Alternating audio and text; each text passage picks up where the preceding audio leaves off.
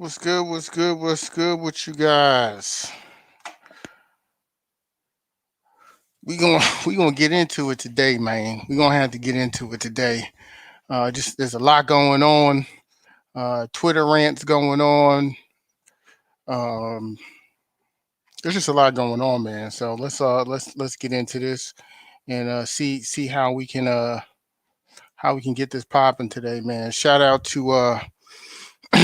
out to everybody out there. Let's see if we can get some people up in here real quick.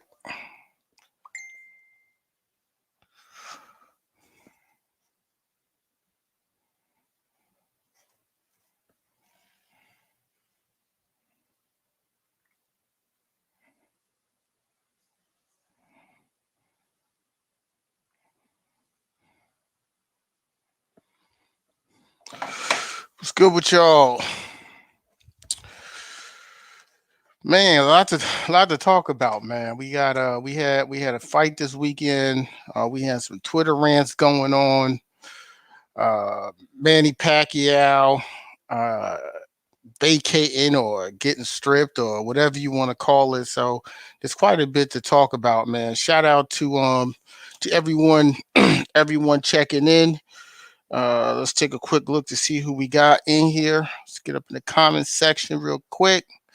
What's good with you? I got a comment here. Facebook user, if you on Facebook, make sure that you go to the StreamYard link in the description of the video and just register your name. That way we can get your picture up here on the screen. Next Facebook user, what's up, man?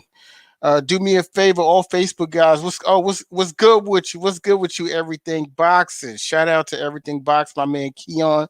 Make sure if you haven't subscribed, which you guys probably have subscribed, but make sure you guys definitely subscribe. Hottest new Facebook boxing, YouTube boxing live streaming videos that are out, man. So guys, just make sure that you guys subscribe to Everything Boxing. Lewis SG, shout out to you, good brother. Make sure you go into you guys, all you Facebook guys, make sure you guys go into the description of that video. And excuse me, the description of this live stream.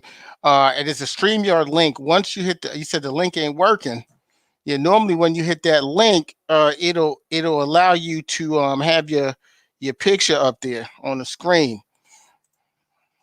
Get you off of here real quick. All right.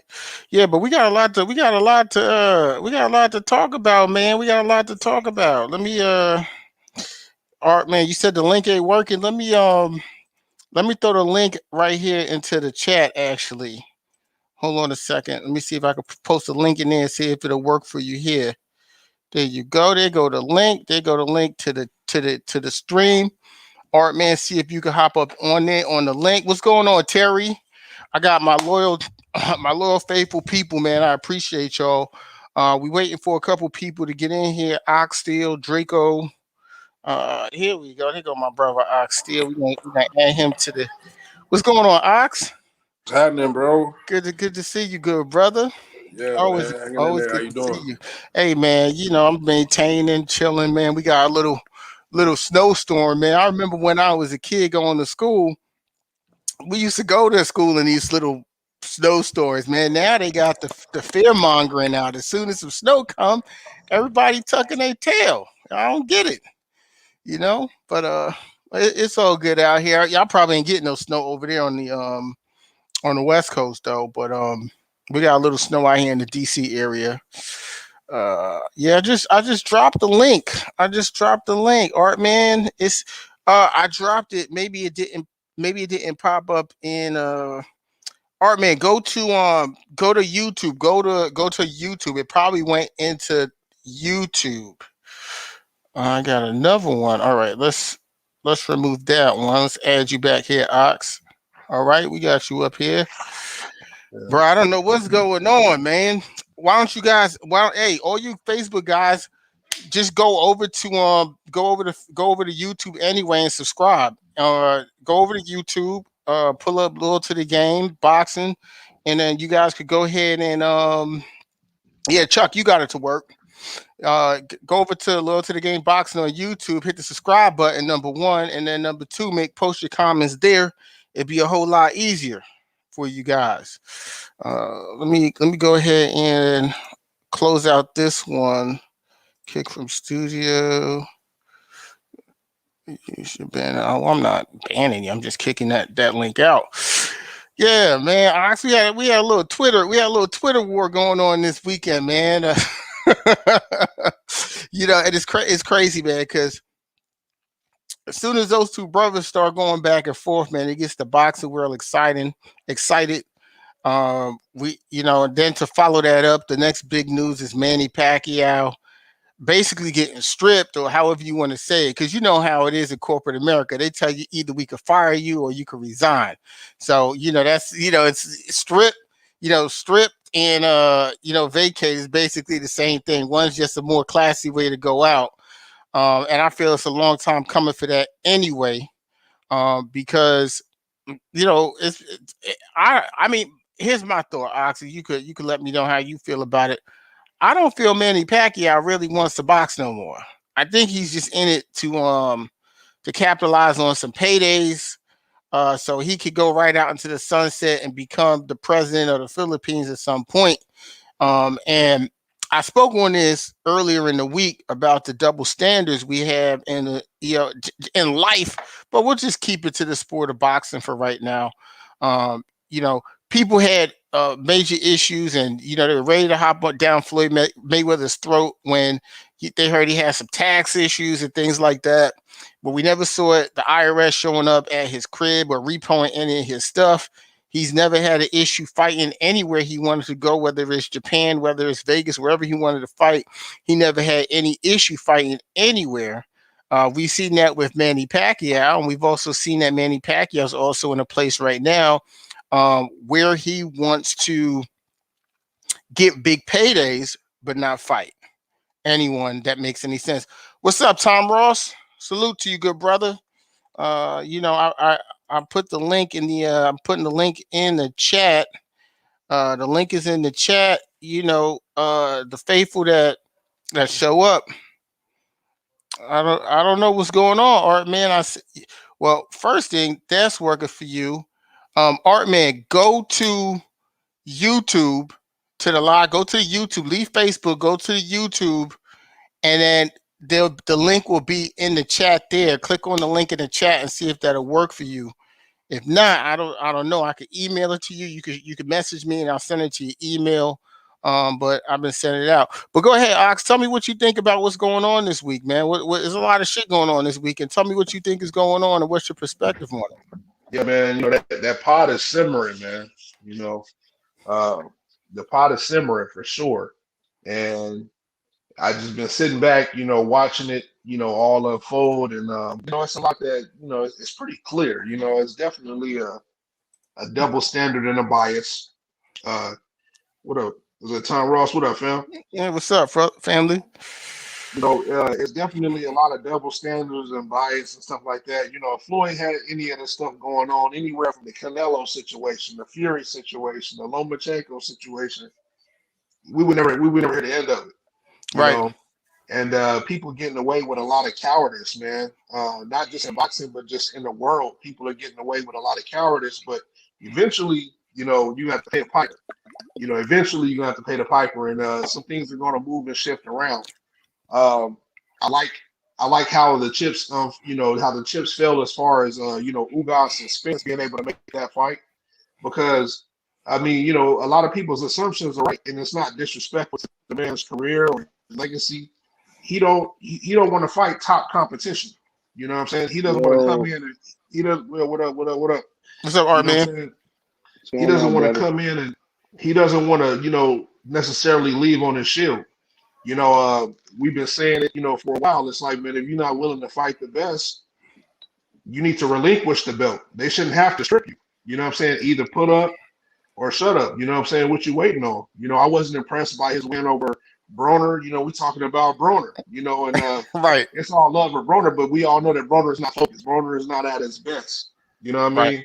Why are you even going, wasting your time trying to get sweaty, man? This man had the audacity to try to sit down and negotiate terms with Ryan Garcia. You know how disrespectful that is to the welterweight division. And we You had know a how lot of guys out here defending it too. it's a lot of guys defending it, but like I said, that's a whole nother lie that we can get into as far as people's mentality and the way that they think. But as far as I'm concerned, I'm gonna just leave it at this. It's very disrespectful how Pacquiao is moving. It's very disrespectful how Fury is moving. It's very disrespectful how Canelo is moving. It's sheer disrespect. Because when you got guys that truly dedicate, it's disrespectful how Bud is moving. I know I'm gonna start a fire with that, you know, That's all good. but the way that people are moving, it's disrespectful, man. How dare you? How dare you overlook these men that have been putting their blood, sweat, and tears into the division? They actually want to fight you out of honor, not out of jealousy. You know, not out of jealousy, not out of spite or anything like that. They want to fight you because they look at you as a living legend, Right. and you should do them the honor the way that other champions before you gave you the honor of giving them the opportunity. They gave you an opportunity.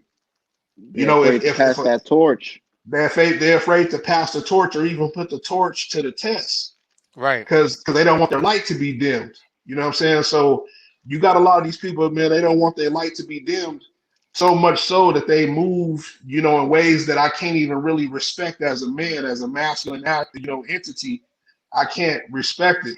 I can't respect what Canelo is doing. I can't respect This what man Fury Manny is Pacquiao doing. about to fight a kid. Come on Yeah, now, kid, man. you about to fight Cobra Kai, dog. Hey man, listen, man. This This dude man want probably to get in there. This man want to get in there with Connor. You know what I'm saying? Everybody know that Floyd took Connor, so what you want to get in there with Connor for? But it's like again, I said it's disrespectful. Porter deserves an opportunity. Right. Ugas deserves an opportunity. Right. Bud been trying to get the fight since when? I don't want to misquote, but it's been about 7 to 8 years or between 6 and 8 years he's been trying to get that fight. Right. How dare you? You want to fight in an exhibition with Connor. You want to fight now. You want to forget all these guys that's chomping at the bit. You want to step aside and you have the nerve to criticize Floyd. Right. You have the Exactly. nerve. You have the nerve to criticize Floyd, but you want to come on here and you just act like that never happened, right? That's That you crazy. criticize Floyd, right? And Floyd is not the only person to do exhibitions. Ali did exhibitions. Several other fighters have always, have done exhibitions and stuff like that. So it's not like he was the first to do it, but he did break the mold as far as the revenue that was generated off of it. But he did it after he was retired. He was Right. already retired when he did it, so he And they wasn't had a holding problem it. with that. They had a Yeah, problem with him coming back retired and doing it. That's like, and yeah. not to cut you off, Ox. It's He like I didn't, he said. didn't That's come like, back. He didn't even yeah, come back. He right. just was doing some other shit. And that's what I try to say, right? Like that's the equivalent. What Manny Pacquiao is doing is the equivalent of Floyd coming back and saying, "Okay, I want to fight Chris Colbert in an exhibition." You know what I mean? Like for real. But Chris Cole. it's the double it's a double standard, and a Yeah. lot of people, because of the way society is, they don't even understand from black people don't even understand that they have self-hate in them. Number one, a lot of us don't even realize the self-hate we have.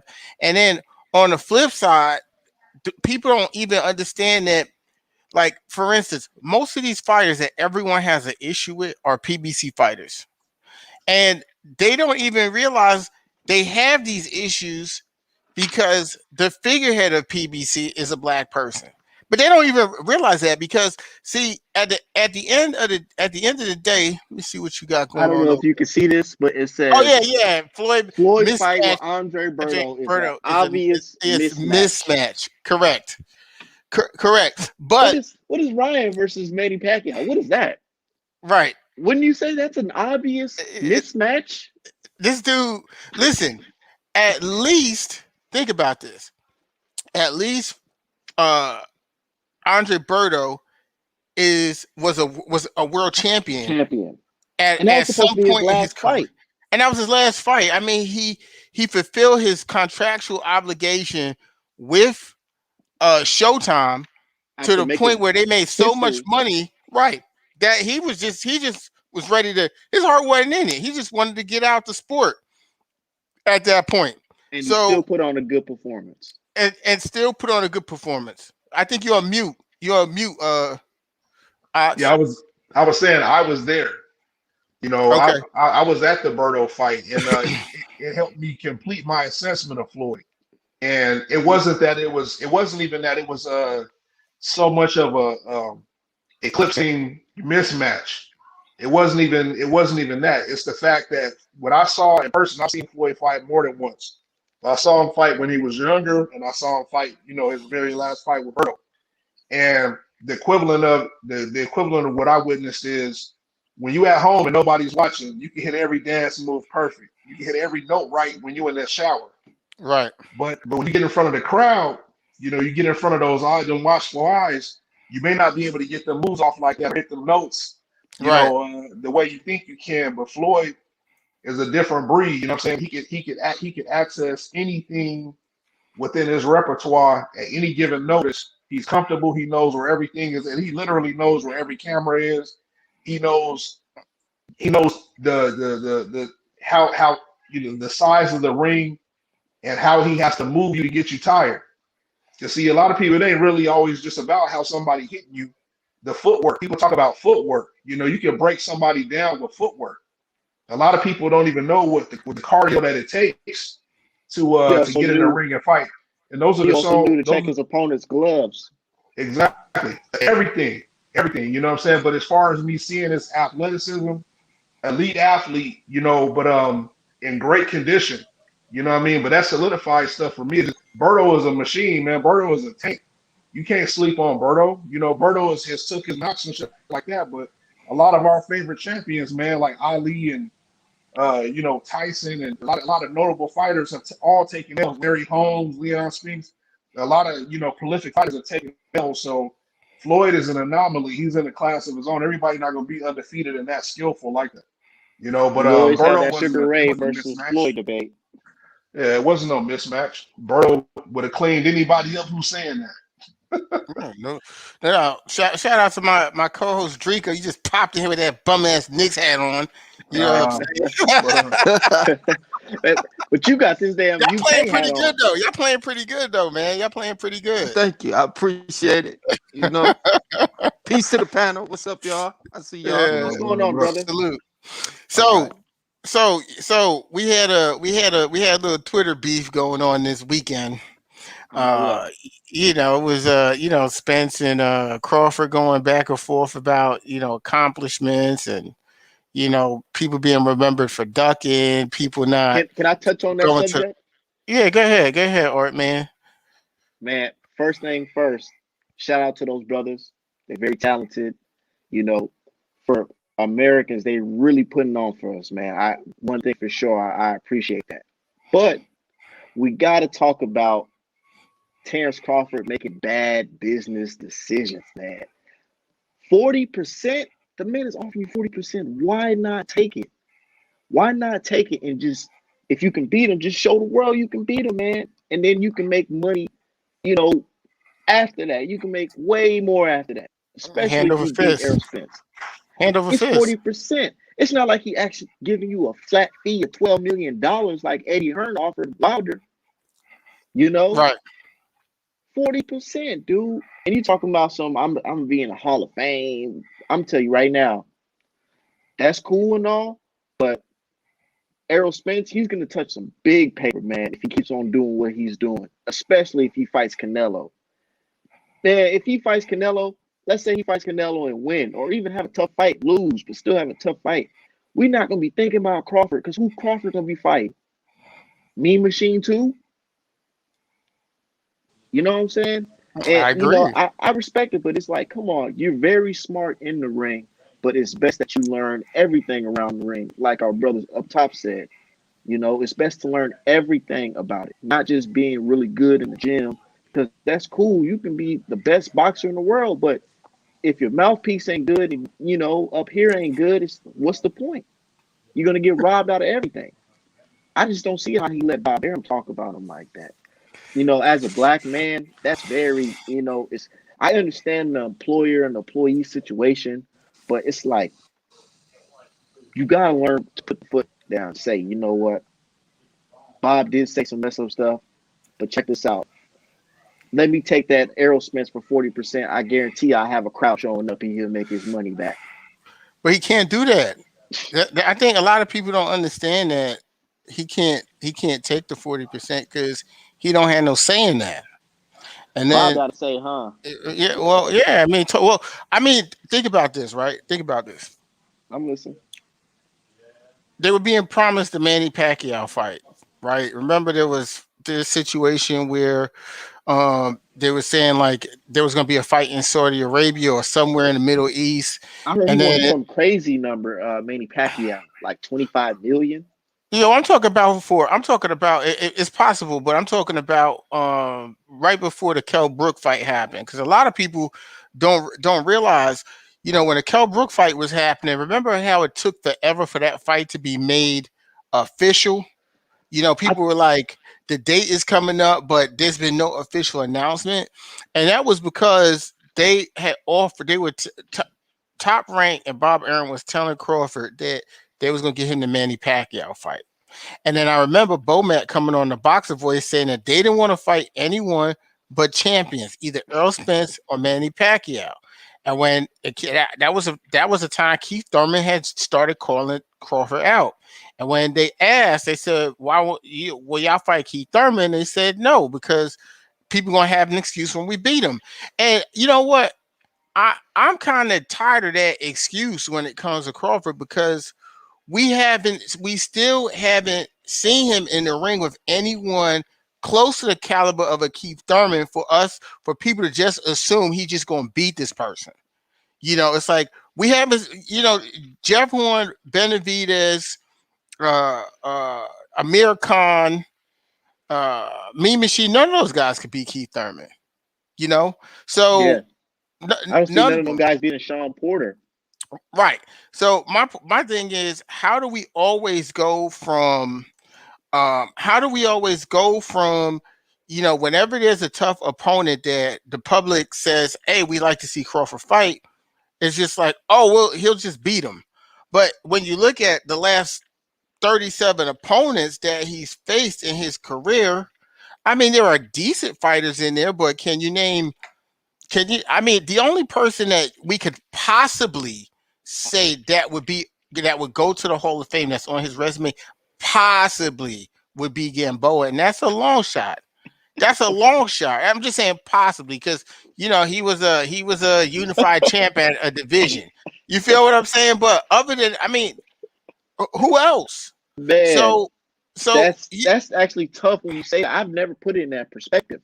So that's why I'm yeah, laughing. I'm like, yeah. man, There's no one else, and that's not taking a shot at him. That's just putting the facts out there because they like to use the facts that he could go to the Hall of Fame and retire.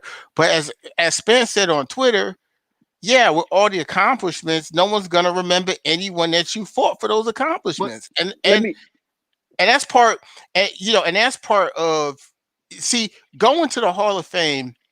I feel in any sport is set up for people who are legends in the sport. And a legend just basically means that your name and what you did lives on after forever. you leave.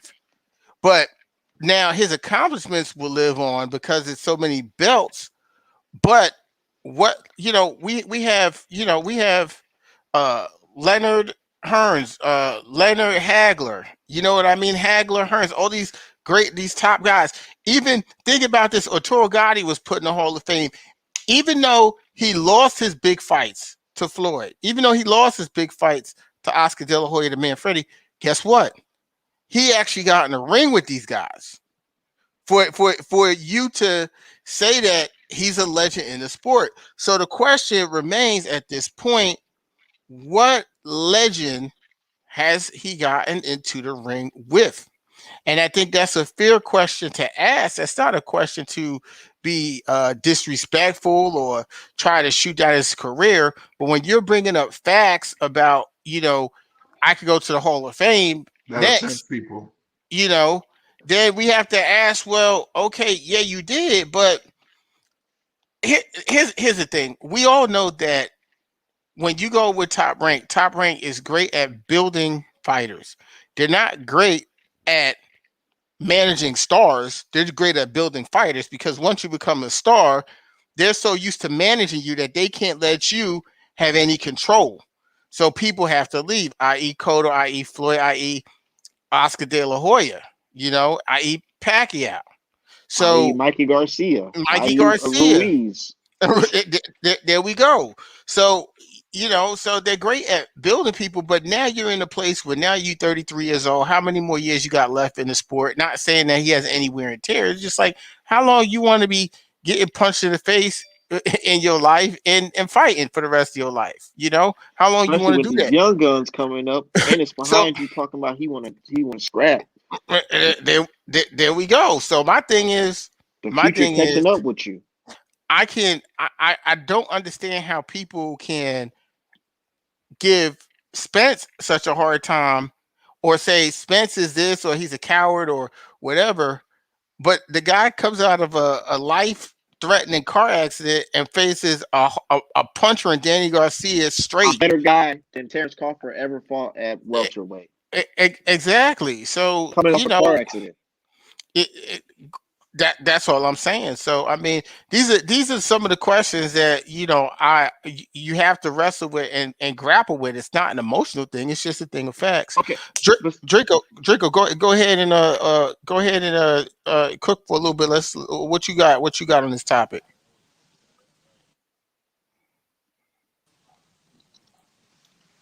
Draco? Can I you hear me? think that TC is a Hall of Famer. I think he'll shoe in at the moment because, Hmm.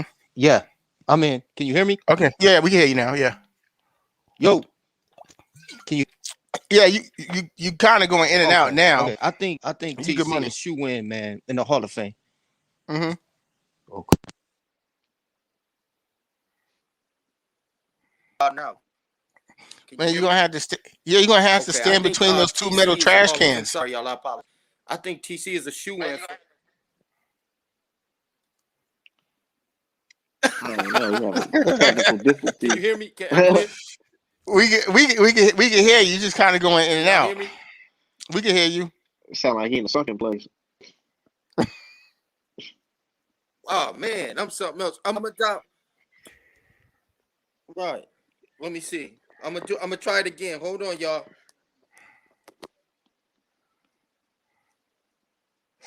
Yo, Art man, real quick, man. Here we go. Oh, can y'all hear? Share Can y'all with. hear me?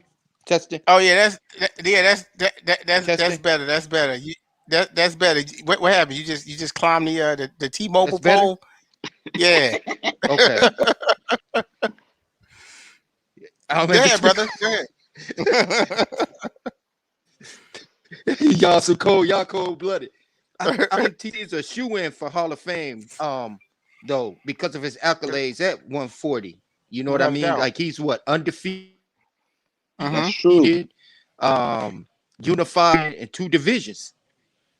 So Facts. I think that alone gets him into the Hall of Fame, regardless of his competition. He can't help that. They put him in Facts. front. He knocking them out. I mean, that's just what it is. As far as Spence going up and fighting Canelo, that's a career-ending decision for Spence at this moment, at this present time. Okay. I think Canelo's too for him, too slick, too seasoned. Just Canelo just too much for him at this point, and that's all I got. Okay. All right. Go ahead, Ox. Um, my thing about it is this, Crawford is a very, very. I play poker, Mm-hmm. and I admire Crawford for the same reasons I kind of despise him.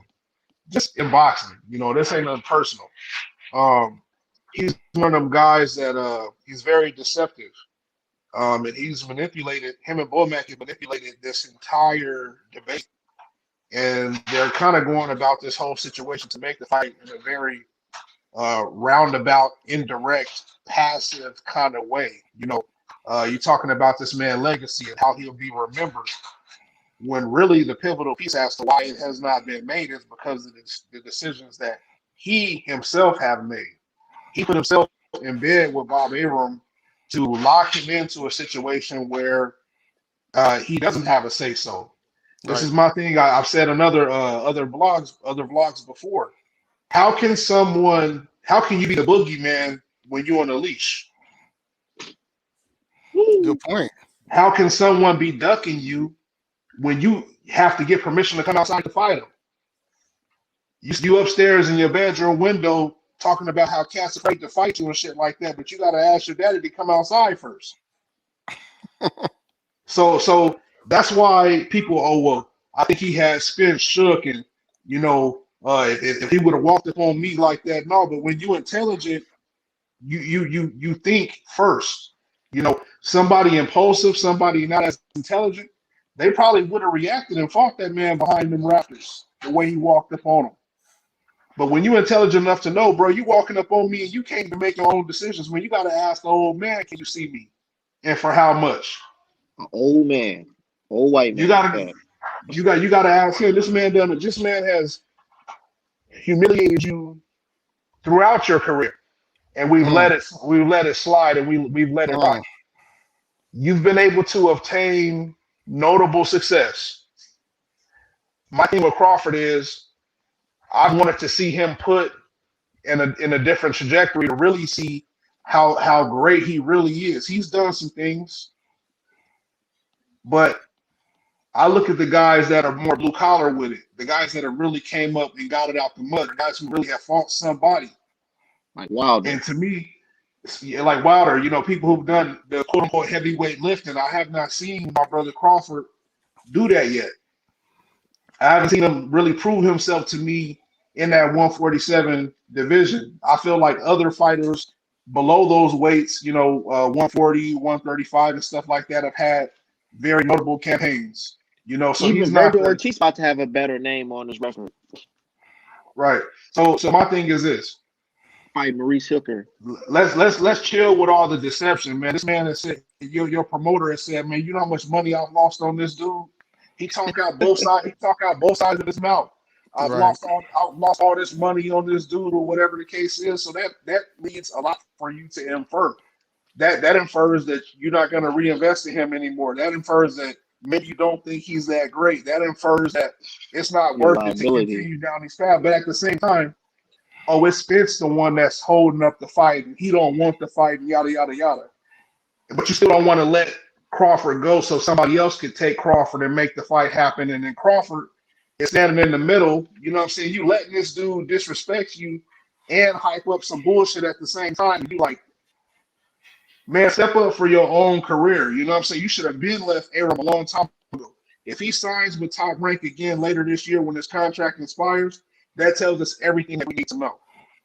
Because I agree. we've made a lot. Legacy right there. That's what we remember. We've made a lot of excuses for Crawford in this situation. You know what I'm saying? And it's like, I don't understand this inherent hate for Spence. I don't understand where all this came from. Crawford could be way far ahead of what Spence is right now. But Spence took the path that a lot of people, didn't want to take, which is really being in control of their own career. People want things done for them. People want things put together for them. They don't even want to think about that paperwork. It takes a lot to really be a boss. But how dare the worker and so the boss? How dare the worker and so the boss? But you're not even willing to take the risk to become a boss. You got to take the risk to become a boss, man. It take a lot of courage within you as a man to put yourself out there to be a boss. It's easy to go get a job. You know what I'm saying? But the real way is to make it come from something. I'm not dissing jobs, but the real struggle is trying to make something out of nothing, which a lot of YouTubers, a lot of artists, a lot of different creatives, they could attest to that, trying to make something out of nothing. And so this back and forth is just manipulation. It's just passive manipulation, man. And it's like this. If you want the fight to happen, stop talking back and forth to Earl. On Twitter and shit. Talk to them lawyers and get up out of that contract, bro. Well, I think to his credit, I think to his credit, that's what had pissed Aram off to begin with was, he had made a move with some attorney and They're talking about PBC. right, and it was interesting because the attorney also had said that he'd never. Now, when you have an attorney looking at something, I mean, Don't be surprised if you see Spence re-sign with Aram, man. I'm telling you. I mean, you mean Bud, Bud, yeah. But I remember Aram came out and said Earl. that I an mean, attorney, an but attorney, had contacted him. They was like filing a grievance, basically saying that they were upset that they weren't able to get the big fights over there. And the attorney had said also that they don't believe or ever believe that there was a Manny Pacquiao fight that was in the works at any time. Which which it is was which just talk. yeah, it was just talk. And I just I when you say you don't understand where the hate comes to Spence, and I'm gonna keep hitting this point, and I'm gonna keep driving this point home. It's a lot of, especially when I see a lot of the black fight fans who have an issue. It's a lot. There's a lot of self hate, and it's tricky because they'll be like, "Well, Bud, is black and Spence is black," but if you notice, it's about who their boss is. Right. Because Aram could come out and say something bad about Crawford, and then people will ignore that. Or he'll come out and say that, he doesn't make money or this, that, and the other, and holds up fights, and people just ignore it. And then he'll come out and then say something negative about Errol Spence, like he did, saying that he's the one holding up the fight. And then Just manipulation, man. people will believe it. And it's just master manipulation. It's kind of sad, to be honest, when I see it, because I'm like, Finesse, golly, bro. can people, it's like, how stupid can people be? I mean, how can you believe the words out of someone's mouth who has came out and said, yesterday I was lying, but today I'm telling the truth? true. How can you how can you believe He came someone? out. He came out and told them like, yeah, I talked to Earl on FaceTime, and he agreed. He said he wanted to make the fight happen. Right, You went on Joe Rogan and told the world that it's Aram holding up the fight, but you keep seasoning these casuals. He keeps seasoning them. You know what I'm saying with this negative propaganda, like as if he's being ducked. Because that's the right, only way he's really able to stay relevant right now. The real work that's being done is Pacquiao, had he got stripped. Ugas gets to move up into that spot with Spence, and that's gonna be a hell of a fight. But This while is the the guy real who moves making are being shit move made, right here. Errol Spence. while the real moves is being made, just to keep your name in the conversation, you sprinkle the fans with some more bullshit. You sprinkle the yeah, fans with some more bullshit via Twitter. You know what I mean?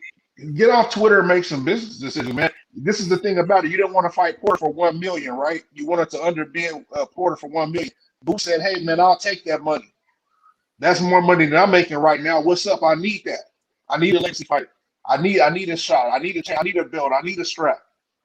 Why ain't you fighting Boots right now? If you really look at it right now, if Bud was smart, and I've said this before, instead of trying to chase down the big fish, why don't you just become a big fish yourself? Why don't you go ahead and fight Thurman? Go ahead and fight Boots. Go ahead and fight Porter. So you have more negotiating power when it comes down to you, facing Spence. I feel like if he knock off Thurman and stop Porter and take out Boots, then I can see, yeah, that's 50-50 right there. He still haven't done everything that Earl has done, but It's he's because done something. Bud's just yeah. a fighter. He's not a businessman. It's common Build your sense. own bag. He's just a guy. You can tell he's like his story. They say he's been fighting his whole life, fighting dudes in the neighborhood, growing up Man, and nah, fighting in man. I'm amateur. not giving him that. I Bud know feel what like he's he doing. doesn't I know. can't give him I that honestly excuse. feel like he doesn't know. No, he knows what he's doing, bro. We can't Because keep doing I that, feel bro. like that's the only because me If we logically gonna if we gonna thinking stop making excuses for Broner, I don't mean to talk over you, fam. If we gonna stop making excuses for Broner, we got to stop making excuses for Crawford and other fighters the same way. Okay, Alex, let okay, let let let, I'm let, sorry. let, let Raheem go ahead. Let him go ahead, because I want to hear what his point of view is on that. Go ahead. I'm sorry. okay, my thing is I'm not saying that that this is an excuse for him. But just me logically thinking, like, what would make a man turn down 40% and talk this craziness? Insurance Probably policy. because this guy, he honestly doesn't know business. Because anybody who's dealt with business understands the people want a certain thing. If you're not that person and you know that Spence is that person, why are you arguing about who's 60-40? I understand what you've done. You became undisputed. You know, that's legendary. But life goes on, my G. Like Tupac said, life goes on. And right now, Errol Spence is the big fish, and it's not 2016, 14 no more, where you Right. fighting Postal and this and that. You know what I'm saying? Like, bro, they at the Cowboy Stadium. Every time we hear that "That's On Me" song by Yellow Beezy, we think of Mhm. Spence. The people, we think of Spence because we like, oh yeah, that's Spence boy. Stuff like that. He resonates with hip hop culture. He resonates with the fans. Even my old lady, she like, yeah, we have fight parties at the house for Sean Porter versus Errol Spence. She invited her girls. I invited my dudes. We sat and watched the whole fight. So everybody, we checking for Errol Spence. They not Yeah. checking for Bud like that. And it's not saying that he's not talented or nothing like that, but it's it's about what the people really want. The people want to see good Bud liable to fights. The walk people out want there to see with somebody Ja that's a Rule, man. star. Yeah, but see, Bud the type of guy to do that. He come out to Shaka Khan and shit. You know what I'm saying? Like, Stop. I'm just saying, like, dude, Bud the type of dude, he'll fuck around and go on Vlad TV after all the shit we said. You know how, because Errol Spence, he does little stuff that resonates with the people, like turning down a Vlad TV interview. Yep. Well, At the speaking time, of Vlad about TV his name was involved with law enforcement. He tried to get Errol Spence on the show, and Errol Spence turned it down. People said, you know what? I'm rocking with Errol Spence. That's solid. He's right, staying on cold. right. Can we say the same So, that Bud would do something like that too? well, I don't know. I can't question. I mean, from the stuff that I've heard, I heard as a person, he a pretty stand up dude. Like, I know someone who spent, I think, like 7 to 8 days down in his camp and stuff, and told me some stuff. Like, so he from what I heard, as a person, he's a pretty stand up dude. I think sometimes we have to separate him as a person and the boxer because I agree with you, Raheem, on the point with on the business side. I do He agree with just you knows because boxing. He just knows yeah, how to fight I real I, good. I agree with you. And then you also got to think, right? Like in a and shout out to the 4-2. But I'm gonna say this: like Omaha, Nebraska is not. When I won't even say Omaha, I'm gonna just say the state of Nebraska. When you say Nebraska, that's not a state you think of black people in. Like you say Nebraska, you're I not thinking mean, like there's black black people people. everywhere. I mean, of course there is, but what I'm saying is that doesn't seem like a place where it's set up where there's like a lot of I seen opportunity for it's for it's for it's not a black real people. It's club not like a scene. city, right? It's not like not like an East Coast state where there's opportunities for black people to have certain jobs that they're exposed to certain different things. So when a person from a small town or something like that gets put on, that's not only big for them, that's big for their entire city. That's he's like a hero out there, and they don't really have any like professional sports or anything out there. So he is a professional sport. Um, but my thing is this: when you're a real fan of a person, see, that's why people get upset when I say this, but I say these guys who get on here and debate about Crawford are not true fans. Because when you're a true fan of someone, what you're going to do is you're going to speak up and speak out against things that are injustices to that person. So Exactly. when you see Aram saying those type of things, or when you see Aram, because it's not Bud saying like he's not gonna give Sean Porter more than 1 million. That's Aram saying those things, which shows you that Bud doesn't have any control over any of that.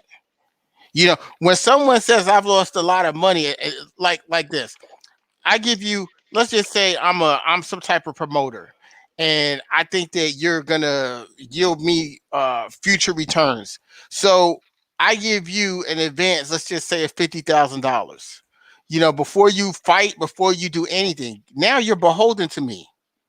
Anything that I want you to do or say, it's like, how it's like street code. If you You have owe to do it. somebody money, it's like they own you to a certain extent. You feel me? So it's like now you're beholden to this. You're beholden to this guy. And now on the flip side, now he's coming out years later saying how much money he's lost on you, right? So are you in a position to say, give Sean Porter $2 million for this fight? Give Sean, but nah, you just in a position to sit there and wait to see what this person gives you. You feel It's, me? it's sad watching my man get muzzled like that, man. But I'm It's just sad, right? addressing. It is sad, but I'm just addressing the fan base because the fan base, Don't get it. they never say anything about those type of situations. Like, Because aren't instead of bashing, these fans aren't business savvy either. You got to think right? about that But you don't too. even have to be. But think about this, Art man. You don't even have to be business savvy for this, right? And like, if you know that Bud is a great fighter, right? And you got a guy like a Sean Porter or Keith Thurman calling him out, right? Why are you not upset that those fights can't get made? But on the flip side, what you do instead of being upset that those fights can't get made, you make an excuse for why those fights can't get made, and then you turn around and bash Errol Spence. How can anytime you bring up another fighter that's a legitimate fighter, a fighter that would be his best opponent to date, it's always like, well, he'll beat this guy. He'll watch this guy, but we've never seen him in the But we ring don't know with a that. person, Canelo and we don't fans know do the that. same thing. Canelo Yeah, fans do the same thing. like for instance, right? We look at his last fight. We look at his last fight. He got a stoppage in the fourth round against Kell Brook, but he was getting touched up quite a bit. I don't think he won That one round. jab, He that didn't. I don't jab. believe. I don't believe he won one round in that fight until he actually won the fight. And then on the flip side of it, as well as this, it's funny because I could play it. The same eye that Spence busted open and broke is the same eye he hit him in with a half executed punch that almost sent him out of the ring. you know. But no one speaks on that. They just act like it was this great, it was a greatly timed punch, but it wasn't even a punch to do that type of damage. So my question is, if this guy was able to take a punch the way that the fight was going, we don't know. So that's why it's a crime for us not to be able to see other good or great welterweight fighters step in the ring with him. And for instance, everyone knows I'm a Spence guy, right? If I saw a situation where Spence wanted to get fights with other guys and those fights were not able to be made because his promoter or his management team in Heyman or whoever is saying like there's a money issue or something like that, I'm going to be upset at the promoter or whatever's going on over there. I'm not going to go blame it on Crawford that Crawford is ducking Spence. The two things don't have anything to do with each other. At some point it's like, did you become a boxer just to be attached to Errol Spence, or do you want to continue to write your own path going forward at this weight class? Because what people are going to say is, oh, he unified at 135, he unified at 140, and he did that. But let's just be honest. I mean, bruh, you beat Julius and Dongo to unify. It's not like it was Hagler versus Hearns or something where you unified, or it's not even on the same level of a Danny Garcia versus Lucas That's Matisse. not his fault though. He just had to get the belt though. No, he He did. just had to get the He belt. did. He did. But my point is this, right? And that's not his fault because he ain't the matchmaker. But my point is, you can't continue to live off of that though at 147 pounds. You can't ask and negate business or good business because that was something you was able to accomplish at a lower weight class. That wasn't like it was a huge. It wasn't like it was some type of huge fight, like it was, like an Oscar De La Hoya versus Tito Trinidad type fight, and then you unified. I mean, you became undisputed. And you said there's nothing for me to do here, and then I'm going to go up to 147. It wasn't that type of fight. It was like, okay, yeah, you made history. It was you stopped the guy, and that's awesome. But now you coming in a new division where there are bigger fighters, stronger fighters, faster fighters, fighters that are on a level from a skill perspective, an experience perspective, and a talent perspective that is that supersede anyone that you have fought. So we want to see those fights. And I think that we will all, again, I'm going to go back to the same point I've been drilling this whole live stream. It's a self-hate manipulation thing because Arum came out as soon as Bud came into the division. Arum came out and said, we don't want any fighter except Spence. Danny Garcia is not an elite fighter. Porter's not an elite fighter. Thurman's not an elite fighter. The only elite fighter is Errol Spence. My thing is, salute to you guys, man. My thing is, how can you make that assessment? How could Arum even say those things? But then throw him in the ring with a Jeff Horn, or throw him in the ring with an Amir Khan who was knocked out by Danny Garcia and then knocked out by Canelo Alvarez, and then try to throw that shit on pay-per-view, but then say that a guy in Keith Thurman who did 600,000 pay-per-view buys with Manny Pacquiao is not a big enough fight. Like, these things to me, they don't make any sense. But on the flip side, what'll happen is somehow there's a default where it's Spence's fault. Somehow. Well, he could fight Spence, but he's not fighting Spence. It's not going to happen next. I told everyone it's not going to happen next. I don't see anything that Spence has done that is wrong, because we all knew that he was going to try to get all 3 belts first before he fought Crawford to make it a bigger fight.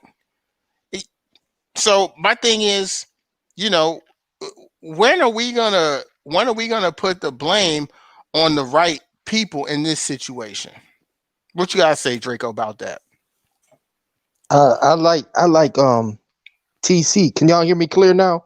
I We hear switched you fine. phones. Yeah. We Okay. hear you great. Good. I think what it is now, man, we putting the wagon in front of the horse, and by Okay. saying that is that we really have to wait till things develop. Like, he's still under this contract with Arum. He got one more fight, I right? think two. And two, is Well, it two we more? don't know. We don't know if he have fights. We just know that he has a date where his contract expires. So we don't know if there's October. actual Right. fights. October of 2021, and as we know, Uh, for the most part, most fighters are only fighting twice a year. So he could just fight. I mean, the way that they're holding out, he could just fight one time before the contract expires. right. But we don't know. I think it's kind of strategy, man. I think that what we put TC in this little Nebraska. You know what I mean? And I think we're not giving him smarts because he has made the wrong business moves, or what we might consider as a wrong business move. You know what I Hmm. mean? It could make perfectly good sense to him. Right. But since we already painted him in this box as being not as business savvy as the others, I think that we're not giving him a fair shake as far as his opponents go. But you and by saying that is that they putting him in front, man. He knocking him out. I thought Green Machine would give him more competition. I thought Green Machine was gonna rough him up, honestly. And he went in there and handled his business with Green Machine. And I always He said this still roughed before them up about, though. yeah, yeah, he did. But he got knocked out. I got a question. It's true, but I got a question for you with that one. How did Yeah. you figure that he was gonna rough him up when Mean Machine or Green Machine or whatever whoever his name is, just had a draw with Ray Robinson? He just No, drew. no. I based my opinion on that Pacquiao fight. So I said, man, this green machine or mean machine or whatever it is, I said, man, this dude right here gonna rough TC up because he bigger, You, he's you mean stronger. you mean you mean Jeff Horn? Because Mean Machine and Jeff Fight Pack. Horn, yeah, that's what I'm saying. Yeah. Jeff Okay. Horn, I'm Okay. sorry. Yeah, I Okay. was I'm Okay. confused. tripping, Okay. man. All right. Yeah. Okay. Yeah, I'm tripping, man. I got into something off camera here. I was saying, y'all don't Okay. need to know about All right. that. Right. Right. Right. Right. Right. Right. Right. Right. We got you. but Go ahead. but yeah, I'm sorry, Jeff Horn. I thought Jeff Horn was gonna rough him up, man. He got in there, man. He handled his business with Jeff Horn, and so far he been knocking out everybody they put in front of him, man. So I That's think true. But could he TC is knock Sean stalling him Porter out. out though? My bad. W- My bad for cutting Yeah, you yeah, off. yeah. Well, he ain't fought Sean Porter, so we can't say that, right? Let's be fair about it. He ain't fought Sean Porter. Now, if he get in there and handle this business with Sean Porter, then that might change and sway my opinion too, because I am a Spence fan, but I see it for what it is. You know what I mean? So back to that, I think TC is so tricky, and like my man said earlier, I forgot his name up top, but he said TC is smart. He played chess, bro, and he's only gonna give you as much as it take to win. You know what I mean? I think he could have got rid of Amir Khan a little earlier, but until Amir Khan started touching him a little bit, I think it got him, and he said, oh, "I'm going to get this cat out of here." I think that he could have got uh Horn out a little earlier. I think he could have got what's my man name that just Kell Brook out a little earlier. I think it just take that hit for him to get hit and he get angry to do that and to get him out early. I think he I only can't does agree with just you on enough that, Draco. I to can't win. agree with you on That's that because you got because that Eddie Hearn yeah, now I'm gonna British tell you. hat on. I'm gonna tell. I'm gonna know the reason why I'm gonna Got tell. The that reason Eddie why I'm gonna Hearn tell you hat. That's UK okay. ass hat on. Yeah, he sure do got that UK hat on. But look, I was wondering that. I'm gonna let you cook. But the reason I can't say that right is because in the first round against Amir Khan, he knocked him down, right? Right, So I right. can't say like it took for Amir Khan to start touching him to make him do that. It's just I just think that's just the way the fight went. And Amir Khan's a bitch because he fucking quit. Like he got punched in his thigh. And I gotta give Crawford his props for that because he outboxed him. And I never seen Amir Khan. Did you see how he looked in the post fight after He the was fight? buried. Yeah, How black and blue yeah. his shit was. He was fucked up. I ain't never seen Amir Khan look like that. So I give Crawford his props. I just Yeah. don't, I just can't say that, Crawford doesn't, he just give people enough because boxing, Spence say it best. You don't get paid for overtime, bro. You don't, and I think the fights go as far, I think the fights go, all fights have a rhythm to them. I don't think he wanted his eye to start to Wha- shut up against Kell Brook. I don't think he wanted to get clocked like that against Mean Machine. I think it Right, woke him right. up. I think it woke him up and he handled his business. But I'm not. I can't say that. He get. Listen. You become a big attraction like a Mike Tyson or a Wilder or a Tank when you get first round. Who the other this new kid that what's the name has that Top Rank has the Puerto Rican kid from New York who getting all them first round knockouts. You Edgar become Rodriguez. Berlanga. Yeah, Berlanga. Belongo. Yeah. Blanco, yeah. You become a huge star when you wash people and wash them fucking quick. So I don't think if he could just wash people that quick, he would. He has his own style. He does his thing, and I'll say But this we know again that and again. TC is emotional fighter. So if you touch him, he gonna get mad and upset and it's gonna do it. Now, if he went in there with that, I've been touched already before he get in the ring, I think we'll see a different TC, bro. I just think he does enough to win and get the W. And when he get touched, he get embarrassed and he get out there and he handle his business. And I'm not a TC fan like that. I mean, I salute to the family and all that. And I'm cool with him. But I'm a Spence guy, man. But I gotta call it down the middle. And Spence gonna have trouble with TC. Them is 1 and 2 welterweights. If one of them have a bad night, if one of them slack up one time in that ring, bro, they get knocked out. And that's just period, point blank right there. And that's my thing. I feel like when you talk about being an emotional fighter, I think he's a very cerebral fighter. I don't think anyone likes to get hit. Like Right. I don't, but but that is one of the reasons that I truly believe that Spence is going to beat him because he's going to get hit. He's going to get hit. It all And boils out to who can out softball who that I, night. I think I think it's going to boil down to who could take the better shot. That's what because I feel like a fight is going to break out between them two. I honestly believe like people people really underestimate Errol Spence's offensive footwork and how he keeps guys in front of him. People feel like he's just constantly coming forward. But if you watch his footwork, if you watch his midwork with Derrick James, his footwork offensively is so great that he keeps you in a position where you are in front of him all the time. Wow. And Wow. it's gonna that shit that TC did with Postal dancing around, that shit ain't gonna work. You know what I'm saying? I ain't gonna lie. Spence defense be a little shaky sometimes. Sometimes he be getting hit with some shit that I be like, my nigga, like, what you doing? You know what I'm saying? I don't And know. I Spence feel like his defense was good against Danny Garcia. yeah, but Danny, Spence get hit with the same shot every fight since he been a pro, since he been an amateur, and that's that right hand counter over that left jab, bro. But look Every at Bud. single time. Look at Bud Oh, in the Bud Kell just get Brook hit. fight. Kell Bud Brook, just get he was hit. popping him with that jab. He was popping him. Pop, pop. Yeah. Every time he had his eyes swollen up because of that jab. Not super swollen, but you can tell it was forming a little bit. yeah. Yeah. And you know who has a great jab? Errol Spence Jr. So that's what I was thinking. Like, man, I But it be really lazy sometimes though. That be That jab scaring be me. It should lazy, be bro. lazy sometimes. It Because be I see pushing it. Mikey can, counter that same jab. can I I see can I explain go my ahead, take go on ahead, it? go ahead. How I see that fight playing out? I Hmm. see that fight playing out like Hagler Hearns. That's how I see it playing out. And I believe you and on that. I think so too. and I Because they have gonna try to kill each other. look, check this out. Because to Crawford's credit, he knows how to turn up, man. When he's down and out, he knows how to switch it up and turn it into a fight where he can just, like you could be winning the fight and he can just say, you know what, I'm gonna put this play together in my head and I'm gonna make sure I'm gonna just, turn it up on you, like how he I did Kell Brook, how he did Mean Machine, because that's what he did. He did that to Mean Machine for sure. He was yes, like, all right, yes. okay, I'm I like so glad that. Let you me brought turn that. up on you.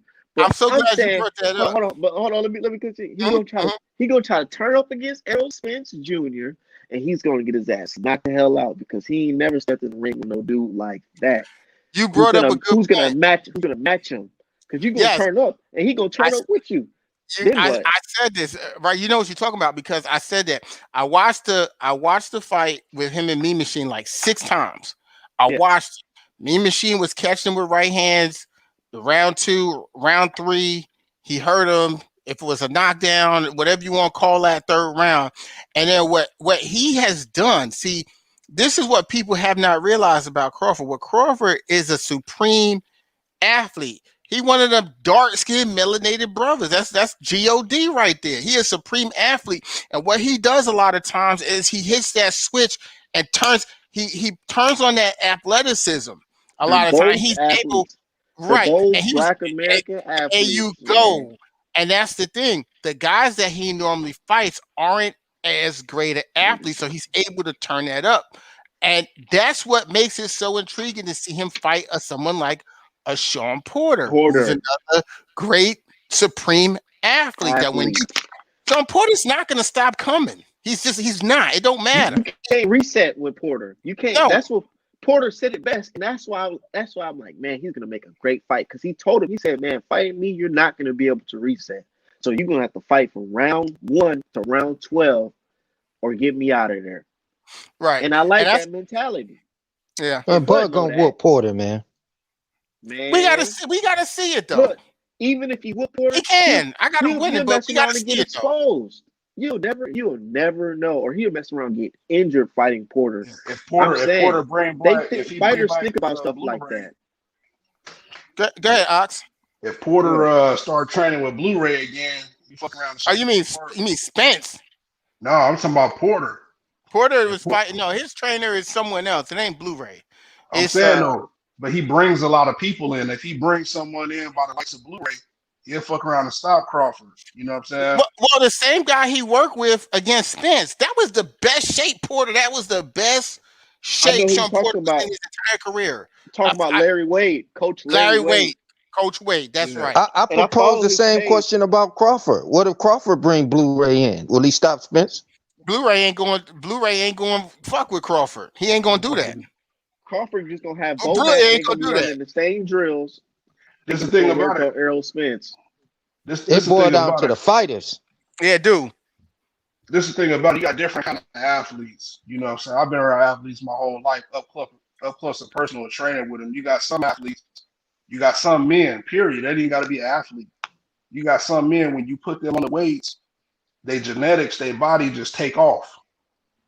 And you got some guys, you know what I'm saying, you got to keep them more on the cardio, because if they get on the weights, like I said, they're going to blow up. They're going to gain more muscle quickly. That's just how their body is. And some guys, they can lift the whole gym, and they're going to maintain the weight, or they're going to, sometimes almost struggle to keep a certain, type of weight.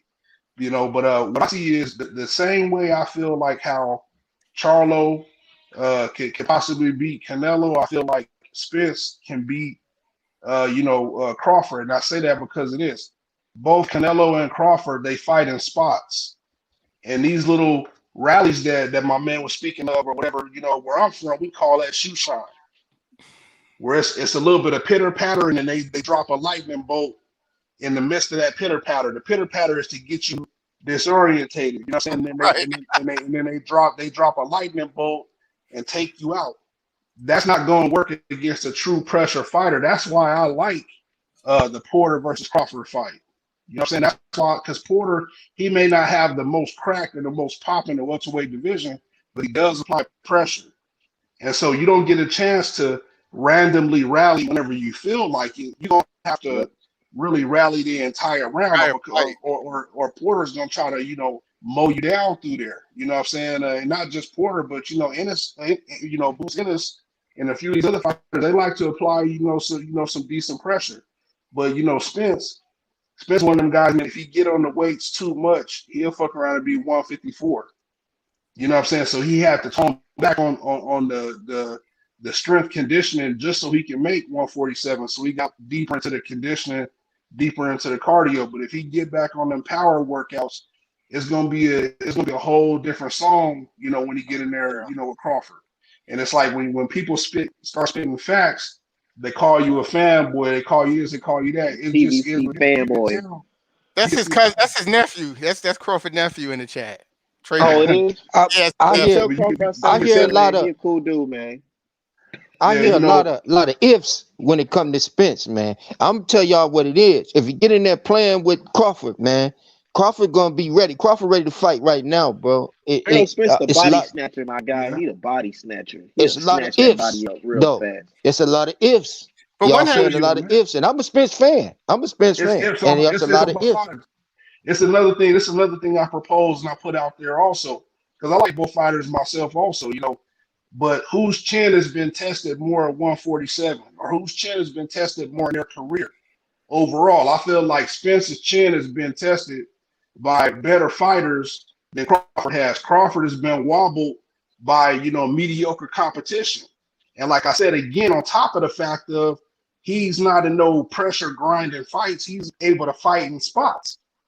So not only is he not taking the kind of punishment Spence has taken, he's not even taking it consistently. And people telling me it's a 50-50 fight just by data alone. If you look at the punch, people always look at punches landed, but you got to look at the punches landed on the person that won too. You know what I'm saying? And when you look at it, Spence is taking more power shots. Oh, people say, well, that's wear and tear. But is it wear and tear, or do the man have a chin? Which one is it? Whose chin is held up better? What can you say that Crawford will be able to stand up to some of the shots that Spence is taking? Yeah, he get caught with like my man was pointing out what Spence has been getting hit with his entire career. Would Crawford be able to stand up to that same kind of punishment? well, we don't know, but that's why we need to see him in the ring with some of these guys that we're talking about. Well, I think. Listen, let me tell you something. The fight that I want to see, that I want to see, and I have an issue with why this fight is not being talked about or being made is Terrence Crawford and Keith Thurman.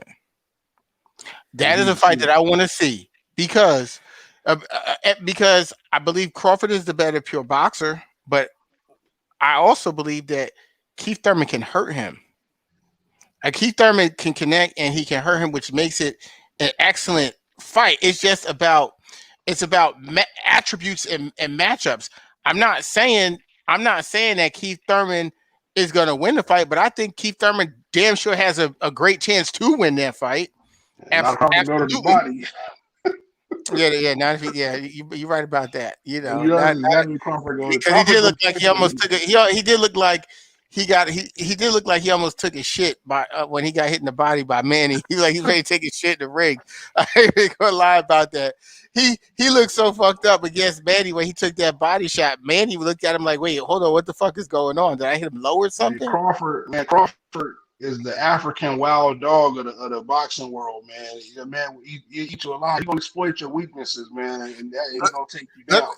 Let me just fire a quick shot at my boy Trayvon because this is Crawford nephew here. That's my dude. But he's talking about how Manny dropped Keith Thurman, but Manny's a legend. I mean, your uncle got dropped by a Mean Machine, so we can't be talking about who dropped who. I mean, people get punched, people go down, they get back up, they finish the fight. I mean, it's boxing, bro. You know, but we would like to see him in there with the likes of a Keith Thurman or Manny Pacquiao or I Sean want to see him in a reporter because Porter really gonna put the pressure on him. I want to see a dog fight. I want to see him in there with Spence. I don't care about none of that other. I think you know what I mean. I think we all want to see that fight happen, but let's keep it 100. I want to see Crawford get that money. I want to see Crawford fight these guys and build his bag and get that money, and then see Spence. You can't fight at 54. I don't want his claim to die if he loses. If he loses to Spence, he's out of the conversation at everything. You know, that don't mean his career is over, but as far as like appeal and all that, you know, he's gonna be out of the conversation. I would love to see him build his bag in case whatever happens, you know what I'm saying? He still got pressure, but you're not pressure, but he still got a claim behind him a lot more. Okay. I watched Trill Boxing Talk, and he was talking about this, and he made this point, and I want to see what you guys think about this. He said that Terrence Crawford is a bum basher, that he fights bums and he bashes bums. What is your take on that? You want to know my take on that? The other guy. I'm gonna let Drinker go first with that one. Okay, go ahead. He just whoop ass. He whoop whoever they put in front of him. They put him in front of him. He whooping them. I mean, period, point blank. But to touch on what my man Ox said earlier is that when he said that TC I lost my train of thought. I'm sorry. When he said that no, I'm just gonna stay to this because that's a whole nother subject and we'll go something else. I think that TC just beat whoever put in front of him, so we can't say the what ifs, man. I don't do with the what ifs. I don't do with the ifs. If they're in front of him, he knocking them out. Period. And that's all. You can't do no more than what he can't do no more. I mean, unless he go out in the crowd and start swinging, huh? Yeah, he got to fight who's in front of him. But the question is though, he's 37-0. He has 28 knockouts. When are we going to? I mean, that's what I was going to touch on. Well, Ox said, "Well, we got to wait till he build his bag." Man, this dude is like he in his 30s. Ox, come on, man, let's get it on. Spence, come outside, bro.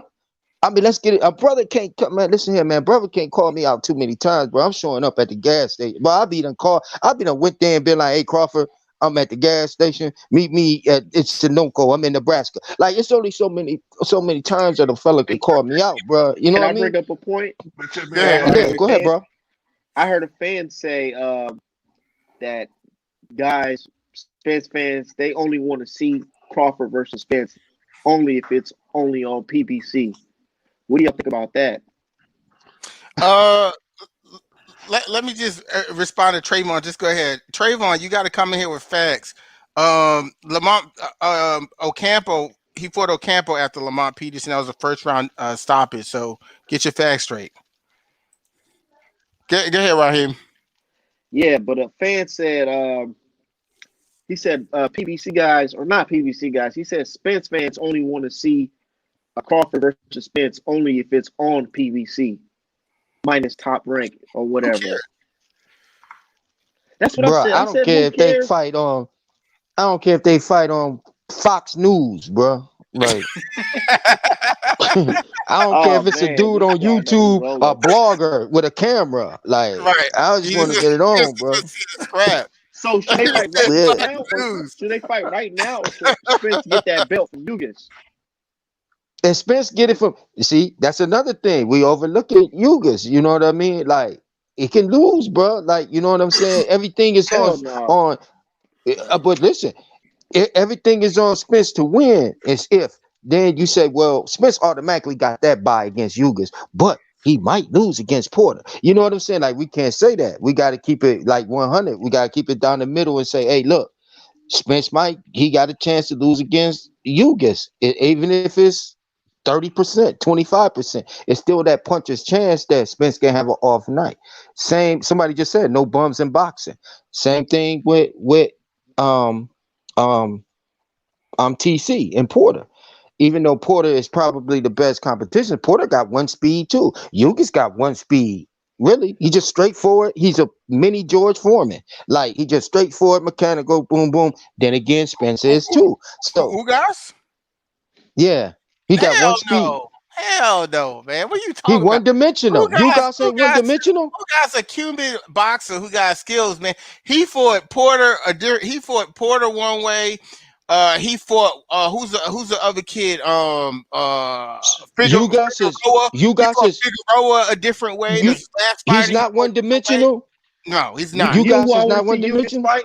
Ugas has skills. He's not one dimensional. I'm about to throw You know my who I want phone to see again, Yugas bro. I'm fight? about to throw Yeah, my throw phone. it there. Throw your damn phone.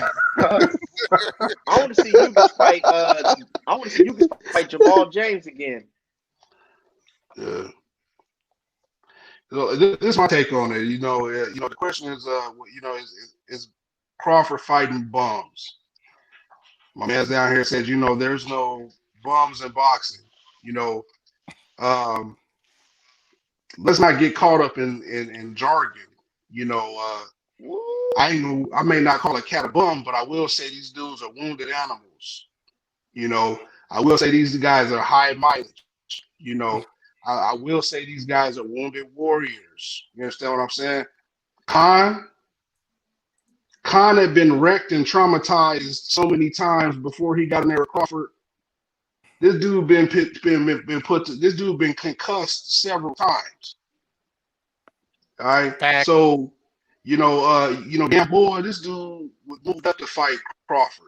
Crawford had all that reach on that man. Crawford naturally a way much bigger man than him. Facts. I expected him to mop him. You know what I'm saying? It was one of the most beautiful moppings in boxing history. I play it. I replay it frequently. You know what I'm saying? I like the way he had him stumbling around. He was whooping the shit out of that man. He's fought guys. Like I said, he fought Benavidez. That man got shot through the leg. His leg was dead after the third round. He could barely Fact. move. He was a wounded animal. So TC ain't got no talent, Ox. That's what you're saying. That's what you said.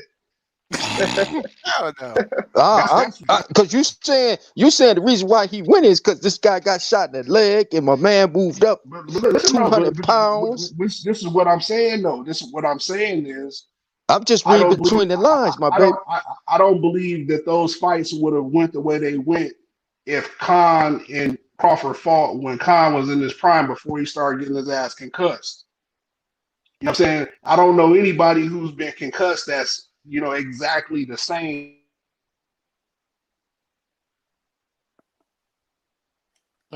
See, that's why his phone. That's why his phone froze.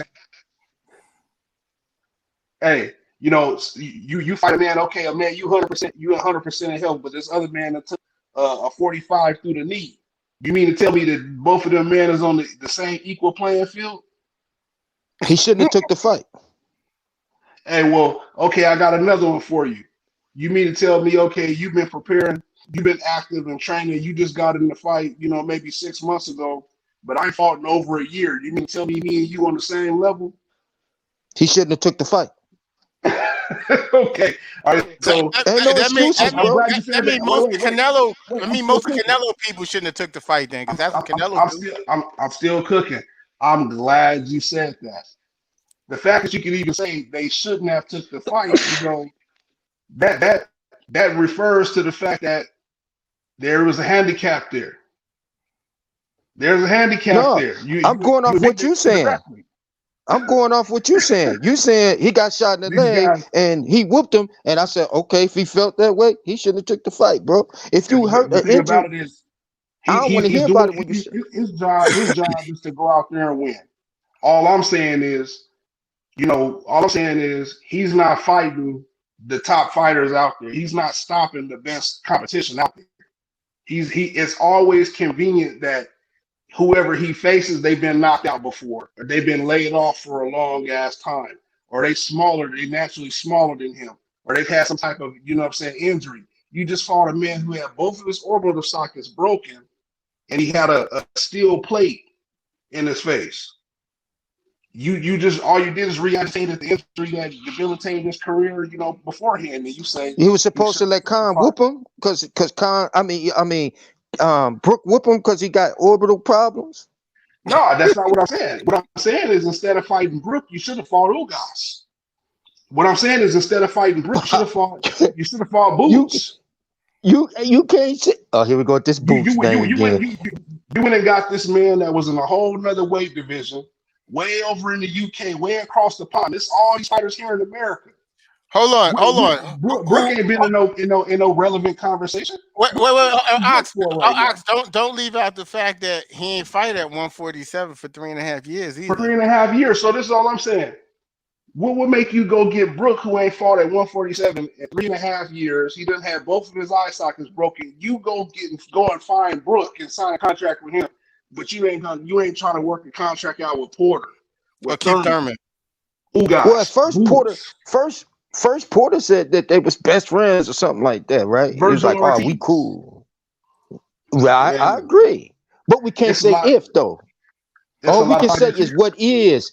We can say what is, and what is they done put them men in front of him, shot in the leg, orbital bone, too small, and he This done man knocked them fighting, out. and he did what he was supposed to do. I And give him, I give right. him So respect. you can't take That's that from clear. him, Ox.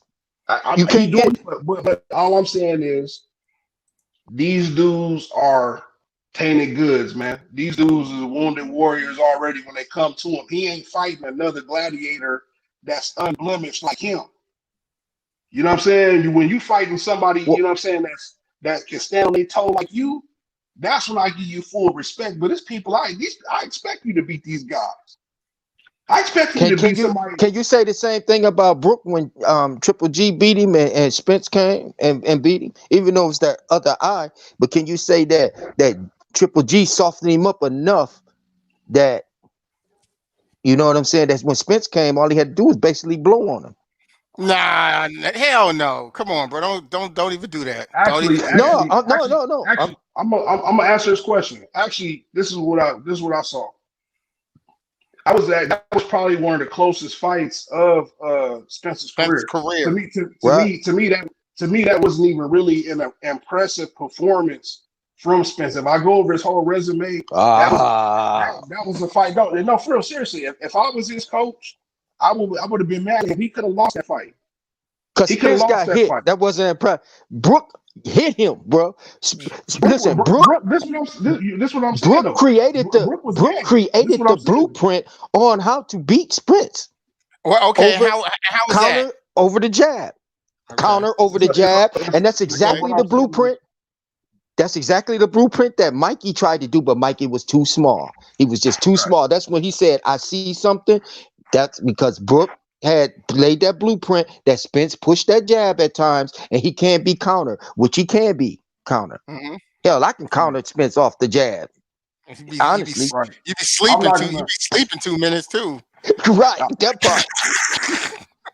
Yeah. I'm not gonna Go sit ahead. I'm up here sorry, and say Ox. that. It's all good. I'm not going to sit up here and say that one loss or two losses or three losses, you know what I'm saying, make you a bum. I'm not going to say if you've been stopped one time, that softens you up for the next person. But it's other tangibles that you got to put into it. And this is something that a lot of people don't understand. Okay. He went up in weight and fought a much bigger man and got his ass crushed. Okay. Then he came down. Okay, he surpassed you at 154. He went up and fought, Triple G. He came back down. Then he came down further and fought at 147. When you drop that weight like that, man, your punch resistance is already low in the motherfucker anyway. He still was dominating Spence. He was doing the best he could, you know what I'm saying? But he was drained from what his natural form is. And then he went back up to 154. We didn't see him So for he 3 wasn't the years. same man. He was He wasn't damaged the same man. goods when he fought Spitz. That's what you're saying, right? So now we Not as can much. apply that to what you just said about TC. That TC fought, dude got shot in the leg and orbital bone, and you just said the same thing. Hey man, you went to 5 minutes explaining how when Kell Brook came down, he wasn't the same man. He wasn't. But then when he get to TC fighting Benavidez, he's not the same man. But what you He glazing over is I sat up here and said on live that right. wasn't one of the best Spence performances. And if I was his coach, I'd have been mad at him. I feel like he could have lost that fight if some things hadn't gone his way. If he hadn't broke that man eye socket, Brook was trying to win that fight. That fight was a very close fight. And like I said, I feel if anything, I feel like Spence got lucky that night. So Okay. I expected Crawford. I expected Crawford to come in and clean him up. Did he get lucky? I Did he get expected lucky Crawford to when he fight fought? better competition though. Let me just put my 2 cents. Let me just put my 2 cents on that one. Come on in here, Britt. I believe that I believe that. Yeah, I know. Whatever. I believe that the difference in the Kell Brook fight, the Spence Kell Brook fight, wasn't the damage from Triple G, because as you saw, Kell Brook came forward. The majority of that fight, he was coming forward. If you watch when he fought Crawford, he never came forward.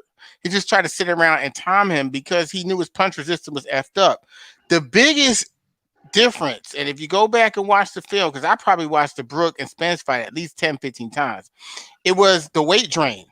Because by the 5th round, they had already took out the towel and had a wet towel on top of Kell Brook's head.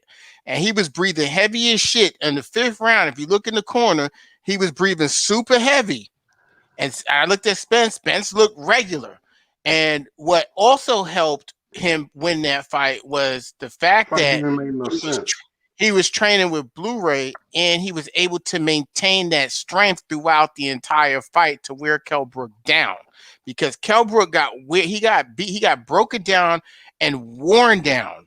It had nothing to do with his eye, because there was no damage to the eye that Triple G did the damage to, because Spencer's a southpaw. And Kell Brook, if you look at Kell Brook defense isn't that great. When he throws punches, his hands never come back up, and he constantly was getting hit with that same jab that Danny got hit with to get his eye messed up. That's what busted up Kell Brook's eye. But it wasn't just that it was the big shots he was taking in the second half of the fight. Once he slowed down in that fight. Even the announcer said that Kell Brook looked slower, and when Spence caught up to him from all them body shots, he got broken down and he quit. When he fought, I agree. Now when he fought Terrence Crawford, let me rewind back to Triple G. When Kell Brook fought Triple G, that was basically a money grab. He fought that fight because it was a big payday. And I remember right before that fight, Amir Khan and him was going back and forth, and Amir Khan had posted his net worth on social media and said, "You're a bum and you're broke." And then he went and fought Triple G for a money grab. That's what happened. And they knew that Triple G was too big, and they knew that Kell Brook had more to do in his career, and they threw the towel in as soon as he started to get in trouble. And he started to take some big shots, and they threw the towel in to the point where he was never even knocked down in that fight. And the shots that he was hit with at the end of that fight were not the shots that cracked his eye socket. His eye socket was also broken by a jab in the second round of that fight. You got to watch the film. So it wasn't that he was so beat up from Triple G when he got in there with Spence. It wasn't that. I mean, it was the fact that he went up there because if you see how Kell Brook is built, he went up to middleweight looking like a middleweight with muscle. Then he had to take all that muscle weight down to get back down to 147, you know. And then after he lost to Errol Spence, he fought at 154 all of those years, right? And as soon as he was supposed to face a puncher, because he was supposed to be set to fight in the title eliminator to face Jamel Charlo, who's a puncher, then he decided to drop out of the WBC clean boxing program, and then he waited around for a fight at 147 and went to get a payday with Crawford. So, and regardless of what anyone says, because this is what I'm always going to go back to, when they were being told that they were going to get the Manny Pacquiao fight, this is Team Crawford, before they fought Kell Brook, and then Arum even came out and said that he had a problem with Bud signing that contract to fight Kell Brook. And it was because they promised him the Manny Pacquiao fight. And he was hyped up to fight Pacquiao. And then at the last minute, it was like, it ain't happening. You got to fight Kell Brook. Now, Bo McHale went on the Boxing Voice when he thought they were going to fight Manny Pacquiao and said, Kell Brook is battered and washed up.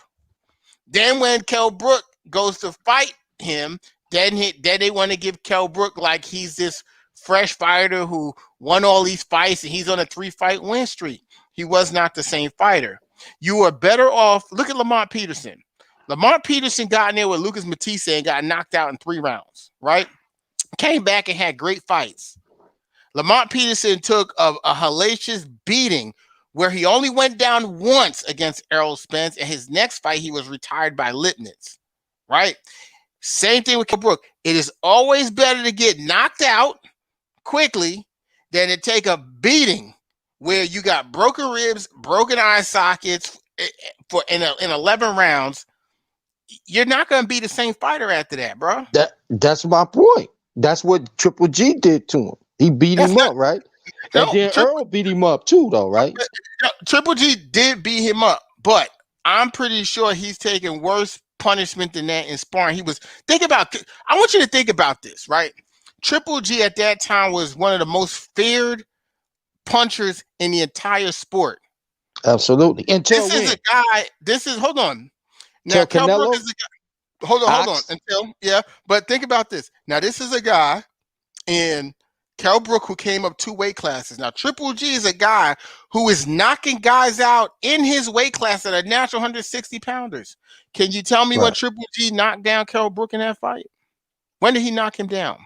When was he out on his feet? Triple G is the ultimate bum master. Shit. Yeah, it's true. But my point is for people to say he was so beat up and so bashed by Triple G, they threw in the towel before they would allow that to happen to save his career so we could fight in other fights because they knew there was a Spence fight. Mentally, though.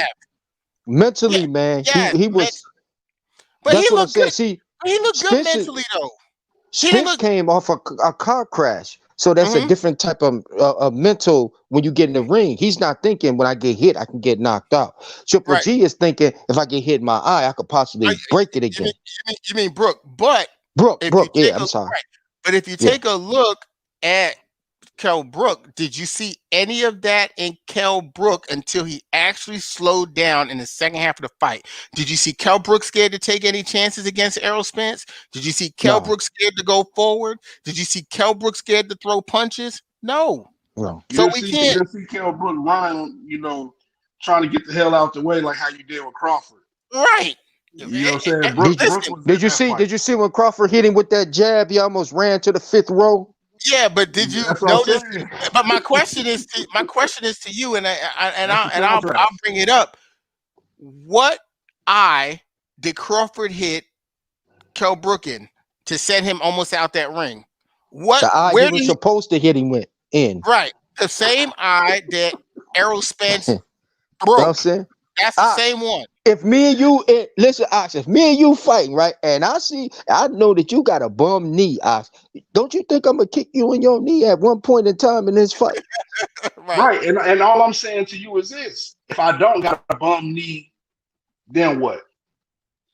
I'm gonna target something else. I gotta go to You know plan what I'm saying? B. But if I'm bulletproof like you, if I'm 100% like you know what I'm saying, you're gonna approach me totally different. You're probably gonna give me a little bit more respect.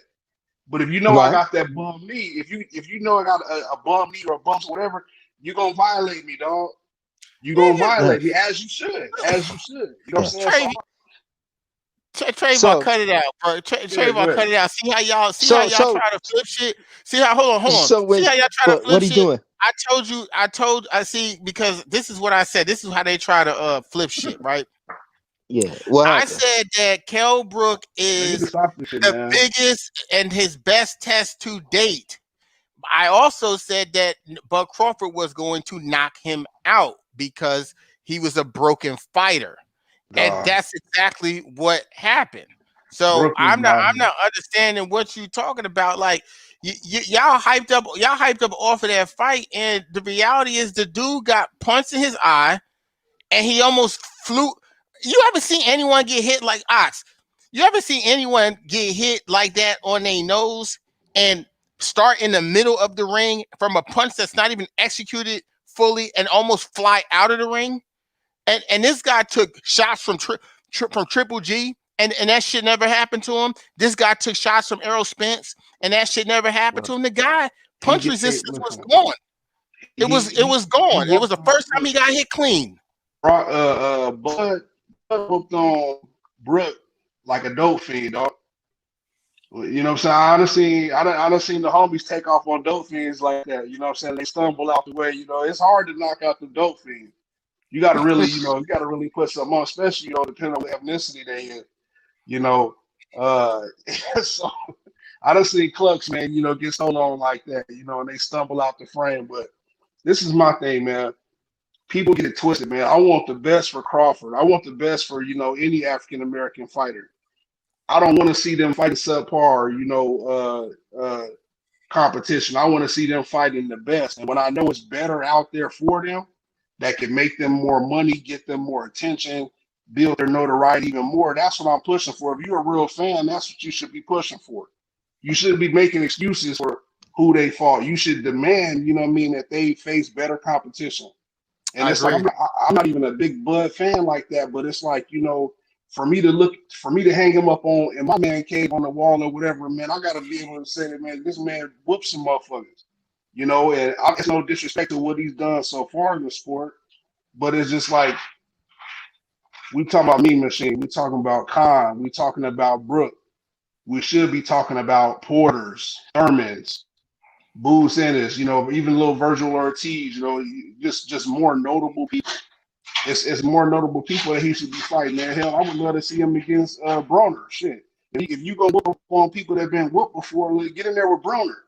He ain't even speaking on Broner name. Get in there with Broner. He was trying to fight. I don't want to see that. I got love for Broner, man. I ain't I trying to want to see see Broner it, get dog. fucked up But like see, I'm, that. I'm gonna tell you. I'm gonna tell you what I Crawford really could want to murder see. his ass. I don't want to see that. This whole scenario, man. This is my ace card. I'm gonna lay out there. People don't like when I bring this up, but I've been saying it for about 2 years, and I'm gonna keep saying this shit. I don't even want to talk about Spence and Crawford no more. You know what I'm saying? What Crawford should do, I don't know how he can make it happen, but what he should do is he should reverse the tables on Spence. He should reverse the tables on Spence and make himself the big fish. If I was It's him, too late. no, it ain't too late. He could move up to 154. Okay. Jamel Charlo got 4 of the 5 belts or whatever the case is, and there's another individual up there that got 1 belt that's needed for them to unify that division. He don't want to see Charlo right now. Bud should go up and fight that dude, man, and get that belt, and then face off with Charlo. Bud should Every, fight who? hold on. Charlo? No, he should. He should fight Charlo. Might not wake up. He should fight Charlo because my thing is this: why is it okay for Spence to move up to 154? Oh, he'll weight bully this, that, and the third, but it ain't okay for Crawford. Why are people only talking about Crawford at I don't. 147?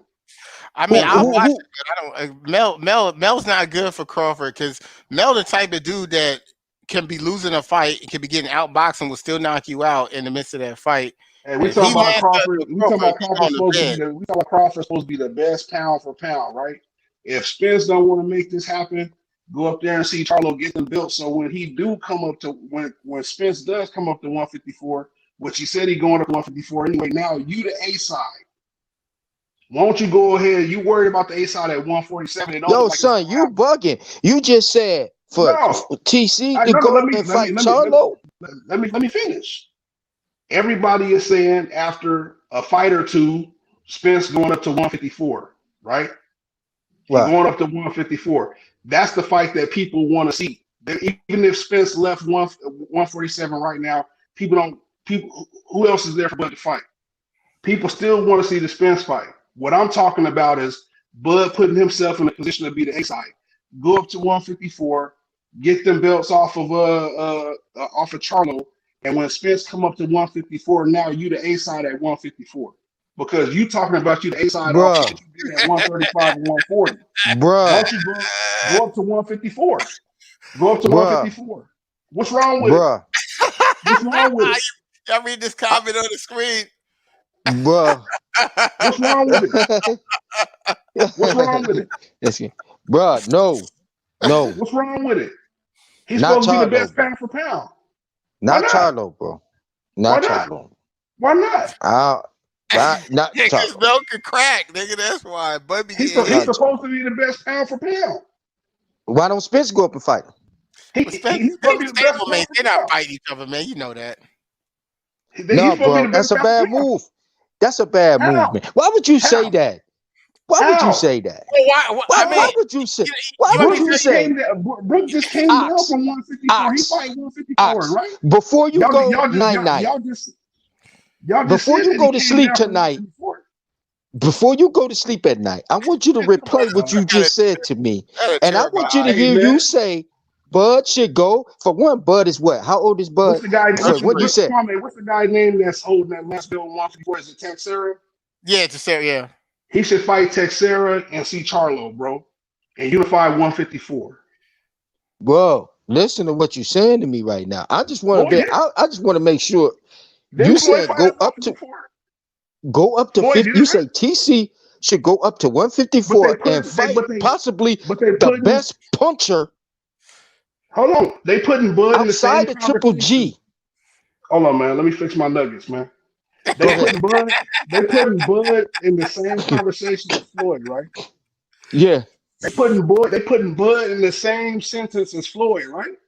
I'm crying. I'm in tears. I'm in Yeah. tears. It's true. It's true. Floyd went up Floyd to went to 154. 154. He sure did. Bro, Floyd you done it. gotta talk to bro, you gotta talk to me nice, bro. You're not talking to me nice about this TC thing, Hey bro. man, no, You no, saying no, no, no, no, no, no. At TC's Y'all said age, you Crawford want was him a to take dog, that right? risk to go Hey, up to say, possibly fight one of say, the best punchers, hardest punchers outside of Triple G in listen. that division, bro. This I'm what I finna want throw you. my phone, bro. I'm finna throw my Everybody phone, on bro. live. You I better get want it out. everybody on live to take this screenshot, this guy, and send this shit to Floyd. Y'all put Bud in the same conversation with Floyd, right? I did. Floyd done it, right? And listen, y'all said Bud was a dog, right? He be licking his tongue out like he a dog, right? Y'all said he pound for pound, right? Oh Oh, God, so I'm in y'all, tears. so wait. So y'all telling me the ceiling for Bud's legacy? Y'all talking about he a Hall of Famer, right? Y'all saying the ceiling for Bud's, success stops at 147? He can't do nothing else beyond 147. He ain't capable, right? Right now, 147. That's it. Oh, I'm in We talk tears. about I'm in tears. 154 when he get there. Come on, man. See, This you man was saying if deadlift. see, Come on, see, man. you This man dealing with Crawford. ifs again. You dealing with This ifs man again. Crawford is not. There's not no ifs, You man. talking This about man a Crawford. 10-year I seen this plan, man bro. Crawford deadlifting 400 pounds. He deadlifting 500 pounds, man. He can go up to 154, man. Yo, You he put his Oscar. frame Floyd ain't put like that, bro. Oscar at 154. His I, frame I ain't see. like that, bro. I seen Crawford pick up the U.S. National Wrestling Champion, pick him up off his feet and by his pockets, bro. You mean to tell me he can't go to 154? Yeah, You funny guy, Ox. Ox, Floyd you a weighed funny 100. guy, man. Floyd weighed I'm gonna 150 start calling pounds. you Ox Murphy. You funny dude. You Ox Pryor, bro. You Ox Pryor, bro. You funny dude, son. Son funny, man. Where you from, Ox, son? Where you from? Mississippi. Where you from, Ox? Hey, man, it don't even matter, man. Look, You said look, that dog. Hey, 34-year-old Bud Three. gave 34-year-old Bud a 10-year plan, bro. A 10-year tenure, bro. So Look, Blood's supposed to fight when he's look, 44 years old? look. But I'm gonna play Listen, man. devil's advocate. I'm gonna play devil's Ain't a advocate real 10-year quick. plan, dog. I'm gonna play devil's advocate though, He can make it right? happen. When Floyd fought Oscar De La Floyd went Hoya, from he fought him at 135 to 154. 154. He fought him at 154.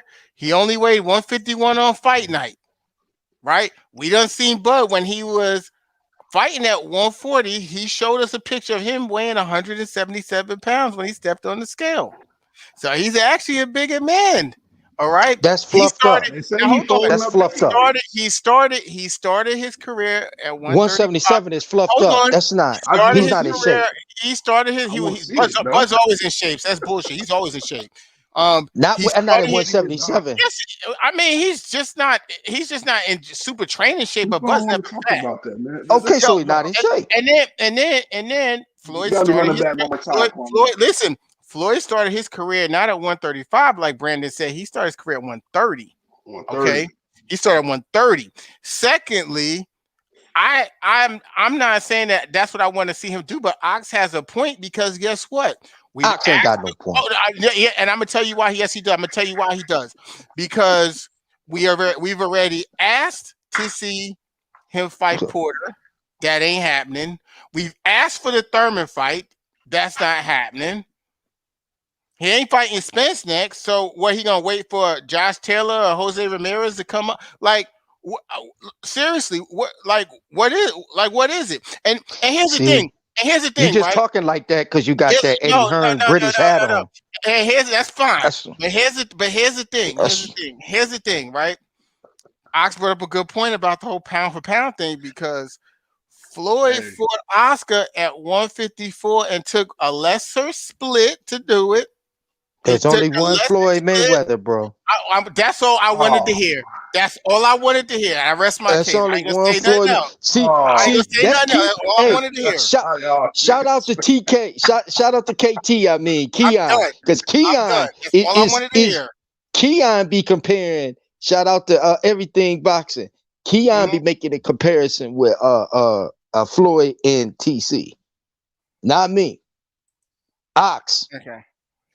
Ox. What's up, my bad? No, Ox. No, I don't care. Listen, I don't care what the problem is. He's not gonna go up to 154 and fight no Charlo. TC wouldn't go up to 154 and fight Charlo, bro. That's a no. That's no. And then you say he has to not fight Charlo, but he can fight the other dude and then fight Charlo. That's a 10-year plan, bro. That's a 10-year plan. Look, I don't agree with all due that. I respect, don't let me agree say with that, this. Ox. You look like Jam Master Jay, Ox, in the rope the match. looking for Man, Fernando picture. He got Bud punching take the him, man. midget. Take him. See? Short. What Broner called him? Short boa. Short boa. He got punching the Sure. midget. Look, man. So we was cooking on that for a minute. Let's talk about Manny Pacquiao getting stripped of the WBA and what that means for Errol Spence and Terrence Bud Crawford. What's that again? I'm sorry. Manny Pacquiao is now the champion in recess, whatever the fuck that means, right? For the He Super got stripped. WBA, right? Yeah. Ugas is now the champ, super Right. champ. We see that Uh-huh. Spence and Ugas are going to fight. And mind you, we had a lot of people who were saying Spence was ducking Ugas. Remember, it was like he was the mandatory before Mikey, and there was a lot of Yeah. people saying that. Now they're agreeing to fight because he got a belt. What is What you this? think about that, Mr. Ox? What do we think? How do we think this is gonna affect the Crawford and Spence fight going forward? Being that Crawford has already stated, unless the split is even, he's not interested, and he's now with Spence getting a third belt. It's impossible for the split to be even. All right, It's man. impossible. Listen, man. You guys gotta let me finish, man. Go ahead, go You ahead, know, go ahead, go all right, ahead, this go is what I'm ahead. saying, man. Listen, man. Listen. He want This is his what I'm lick saying, back. man. He, Listen, I cooked him. He want his lick back. I'm listening, Ox. this is Come what I'm on, Jam saying, Master dog. Jay, hit me. I'm one of these people that I look at it like this, man. When one door, is closed, that don't always mean another door is necessarily just gonna open up for you. Sometimes you gotta build your own fucking frame, and make your own damn door. Sometimes you got to make your own door. All right. And so what I'm saying is from an angle of not sending this man into a head-on collision. It's just okay. If you're supposed to be the best, go ahead and reverse the game. Go ahead and make yourself a boss. You know what I'm saying? If you're gonna be a boss, man, you got to make bold moves. You can't just let shit fall. You think bosses let shit fall in their lap? You don't become no boss by letting shit fall in your lap. You become a boss by doing shit that really makes you uncomfortable. You know what I'm saying? If Right. you're not putting yourself in an uncomfortable position, you never really are gonna achieve your highest potential anyway. If you're not working out until you vomit, you know what I'm saying? That's not the Well, same as okay, you just work out to get winded. When you actually vomit, man, that's when you gave everything. And so this is what I'm right. saying. These brothers is gonna go up to 154 anyway. You know what I'm saying? I think it's illogical to sit up here and call this man pound for pound the best and allude to the fact that he's going to stay in that 147 bracket. Now, he can't do nothing other than that. But you're comparing him to Floyd. Floyd went from 130 all the way up to 154. Been around the world and yeah. And if you got people are even saying that Crawford is more talented than Floyd and all this and that, I ain't putting him on no 10-year plan. He can Hold move on, up and he hold can on, fight. Ox. Hold He on, can fight Ox. Texera. What's And up? and Oscar De La Hoya technically is more talented than Jamel Charlo, right? Okay, let's throw that on the train too. Right. And so we can put that on the back of the train too. And so where I'm going I got with that something for is all of this. I got something where for I'm all this. going Go where, I, ahead, where Ox. I'm going with that is this. I Why can't wait. not reverse work? If Spence is the A side, and you asking him, this is the thing about it, man. Beggars can't be choosers, man. You asking this man for a bigger cut. The fact that you even gotta ask him for a bigger cut, but you've been boxing longer than him, that says you've done something wrong in your career. You haven't Fact. done what he's done in his career to make any demands. This man sells more than you. He has a bigger fan base than you. He's accomplished more than you have in a shorter amount of time. But you ain't the first good athlete to take a lesser cut to prove themselves to be the top dog. You know what I'm saying? You got to go through something. Okay, not only are you not fighting the toughest competition, you want certain caveats just given to you just because you just think that you're the shit. No, you got to do something for it. You got to do something for it. And it's like this. Okay, if you can't get it done at 147, won't you jump to 154 and conquer that division? Just conquer that division. He got to come up anyway. And when he come up to 154, then you can say, okay, you only getting a 10% split or a 20% split if you want to swim in this division. That's what I'm saying he should do. Now, as far as this other stuff, you know, what it does is it's another golden star next to Spence's name if he wins the fight. This lessens the negotiation power for Crawford at this point. Because if he gets that strap off, if Spence gets this strap off of Ugas, he can't be demanding no 50-50. That's out the window. And this is why people been saying, hey, bro, you should fight Thurman. Hey, bro, you should fight Ugas. Hey, bro, he had a chance to get at Ugas. He had a chance to fight Porter. He's left all this shit on the table and saying, no, I just want the top dog. And I want 50%. I believe that 50% is an indirect saying if I need an insurance policy, because I know my notoriety is going to drop if I lose this fight. So I might as well try to get the most of it as I can. I don't believe that he's looking at the situation as if he can really actually win. I think he wants more of a percentage as a buffer. So in case he loses, he could, ride off into the sunset financially well. But I look at it as he's indirectly ducking smoke. Why would you leave all that money on the table? You got an opportunity to make 5 or 10 million off Porter, 5 or 10 million off Thurman, 5 or 10 million off this person, that person, especially if you leave Bob Arum. Why haven't you left him already? Why haven't you tried to get, somebody like Jay Prince, man, to front you the money to get you out of your contract? So you can fight these guys, pay off that little debt. This ain't no 5-year plan. You only need to beat like 2 people. You got Canelo fighting 3-4 times a year. So you mean to tell me that Crawford can't? If you saying he knocking out everybody that's in front of him, then that means it should be a short night for him.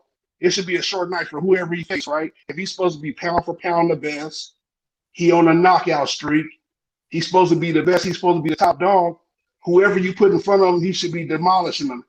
It should be easy work. Go ahead and pay Porter whatever he want to get paid. I'm gonna knock him out anyway. Go ahead. I'm gonna sleep all these dudes. He should be able to knock out at least 4 cats within this year. If he really Oh that my dude. God. Who? But Now you saying Bud should knock out 4 people, go up to 54, beat Charlo, but listen, man, listen, these fans, they can't keep talking out both sides of their mouth. If Bud is supposed to be this guy, right? He should be whooping everybody how he whooped Brook. So Bud's supposed to beat 4 people and go up and beat Charlo. He could beat. Listen, the way they put Bud on this pedestal, he should be able to beat 2 to 4 people a year. He should be knocking people out before the 5th round. You know how many minutes that is? Okay, so right when he knock in 12 minutes. Right when he knock out, right when he knock out a person, 12 minutes of work. right when he knock out a nigga, he's supposed to go right in the stands and just hit another one, right? That's what you're saying. Or get right on the phone in the ring.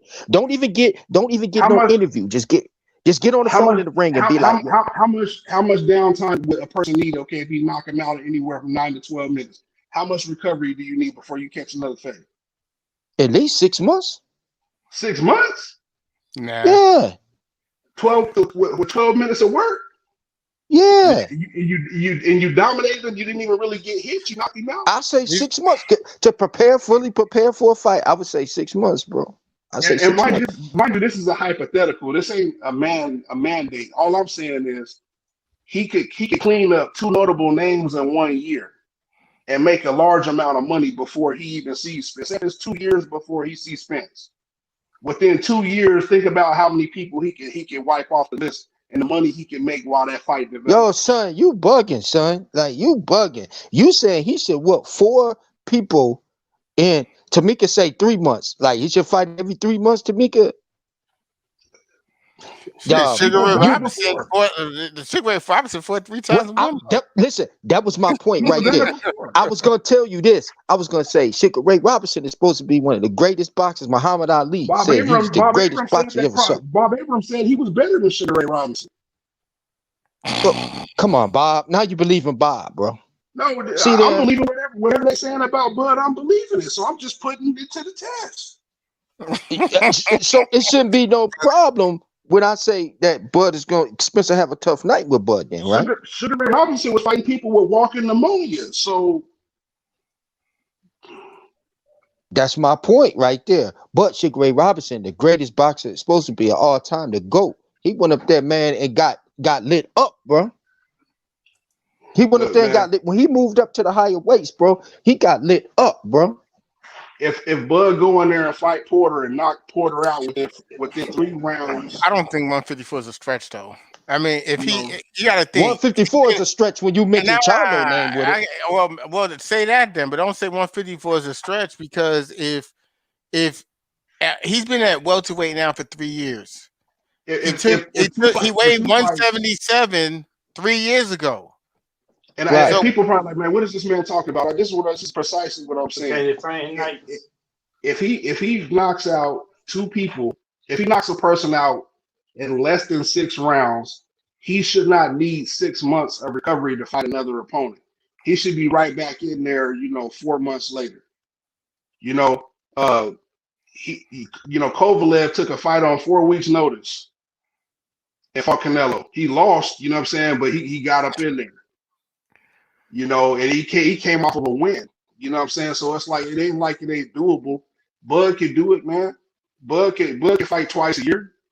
I think the notion that he can only fight 1 time or only fight 1 person, I think that's deflection, man.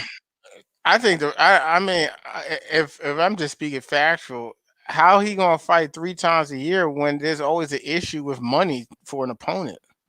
Right. I mean, there's other things that come into play, but I'm going off of his athleticism, and we saying that he's the pound best. Like, if you're the best, you should be able to beat Ugas, Porter, and Thurman in 1 year. Damn, that's a bro. He tripping, bro. Order. That's a tall order. He tripping, bro. That's a tall order. I You mean, tripping? I think putting him at #1 pound for pound is tripping. I think putting him #1 pound for Ox pound go it is. is bugging. Ox go it is. Yo, Man. son, listen, who you comparing got him pound to for Floyd pound? is tripping. I Yo, think who you got? comparing him to Who you Sugar Ray got pound for Robinson, pound? Yo, son, Wilder. who you got him? Who you got pound for pound? I got Wilder. Sucks. I He got Wilder, sucks. man. I got Wilder though. Pound for pound, you got Wilder. I ain't going off. I'm not going off of Okay. boxing ability. I'm going off the fact that this man, his reign. You know what I'm saying? His title Wilder defense. got a ring. He reigned. He What reigned, bro. for How many 2 title years? defenses he had? How many title defenses did he have? Yo, he got one hand. He Huh? got one hand. He got one hand, bro. That don't matter. It's funny. He ran. Yo, son, you bugging. How many I can't hop titles? with that Wilder trade. I'm sorry, I love Wilder too, but I can't hop with that trade. I'm ran? just going off. Listen, dog. Nah, How you long? can't say a reign because How long? if that's the case, Crawford's reign has been longer than Wilder in terms of See, having see, that I was gonna kill it. See, you be listen, Okay. listen. I'm gonna let you talk because I got 3 for 10 when we get off the phone because I know you want something. I know you want something. Hey, listen, man. If we all agreed, man, it'd be boring, man. You know, I like talking to people. I know. You know? But okay, you say Wilder, right? Okay, let's say this. Let's say Wilder fight Ortiz, then go fight AJ, then fight Fury, and do all in a row. And then drop down. Let me see. Who would he drop down? Who at cruiserweight? Ain't nobody at cruiserweight, right? But but Usyk's a heavyweight though. But Yeah, that's what I'm saying. It's hard to use that analogy. y'all but still you- ain't answering the Charlo question, man. Y'all. No. I wouldn't let him fight Charlo. No, Oh. he's not. Why He's not. They the 'Cause same. he's not He got a fighting- longer reach than Charlo, bro. Yo, son, Jam They Master the Jay same said height, bro. he's They the supposed same to height. fight 4 people and then move up and fight move up and fight my man. You twisting Whoever my the other. words, though, bro. No, that's twisting what you my said, words, son. That's what you said. I said he was capable, bro. He capable. He pound for pound. He capable. Oh, he's capable of fighting 4 people in this year. Floyd done moving fought up. 4 people in the year. Moving up, he fight 4 people in a year. Move up, fight the other title holder at middleweight, right? I mean 154, right? And Should then be fight easy Charlo work. after Porter should that. be easy work. Porter should be easy work for Bud. Yo, Porter should be easy work for Bud based upon how they talk about him. Thurman should be easy work based upon how they talk about Bud. Okay. Thurman been knocked out and shit like that or whatever. Porter been stopped. yo, and shit you don't like that. Bud. What Bud do to you? What Bud do to you? I'm saying he should be able to beat him. Well, I ain't saying nothing bad about it. You said that Bud. Listen, you said that Bud accolades. He ain't got enough experience, so that means that Bud son, school boots. Bud said school boots. You said Bud beat Easy. Khan. But Khan had a concussion for 15 years, so he should have beat Khan. Then you said, well, he should have beat Kell Brook because Kell Brook both eyes was shot up. Gone, broke, shattered. Then you said, Benavidez, he just got shot a day before the fight. So Bud walked in, hit him in the knee, and he should have just had him up out of there. And then you said Postal had pneumonia. And then you said, I'm gonna let you finish. Man. Yo, son, you bugging, son. This is why I'm gonna let you finish. I'm gonna this is the thing. So you mean to tell me, son, you bugging? Hold on. That's what I'm saying. You mean to tell me that Bud couldn't have beat Khan, Benavidez, and Brook in the same year? I think so. That who? Khan couldn't have? Yeah. But no. Bud, yeah, I agree with that. I believe he could do that one year. Could he have beat those 3 guys in the same year that I just named? Yeah. But is that feasible? Is that logical? But is that logical? How is it not? Bro, How's it not? 3 times. Those are top 10 opponents, bro. Man, what top 10 Who's fighting like that? Who is fighting like that today, bro? Oh, Draco. Honestly, who is fighting like that? Who is fighting 4 times a year? First of all, I know the Super Bowl is next weekend, but I gotta throw a flag. I gotta throw a flag on that one. Who's fighting 4 times a year, son? This Who man fighting four sounded like a times a year? bloodhound over here. Who? No, son.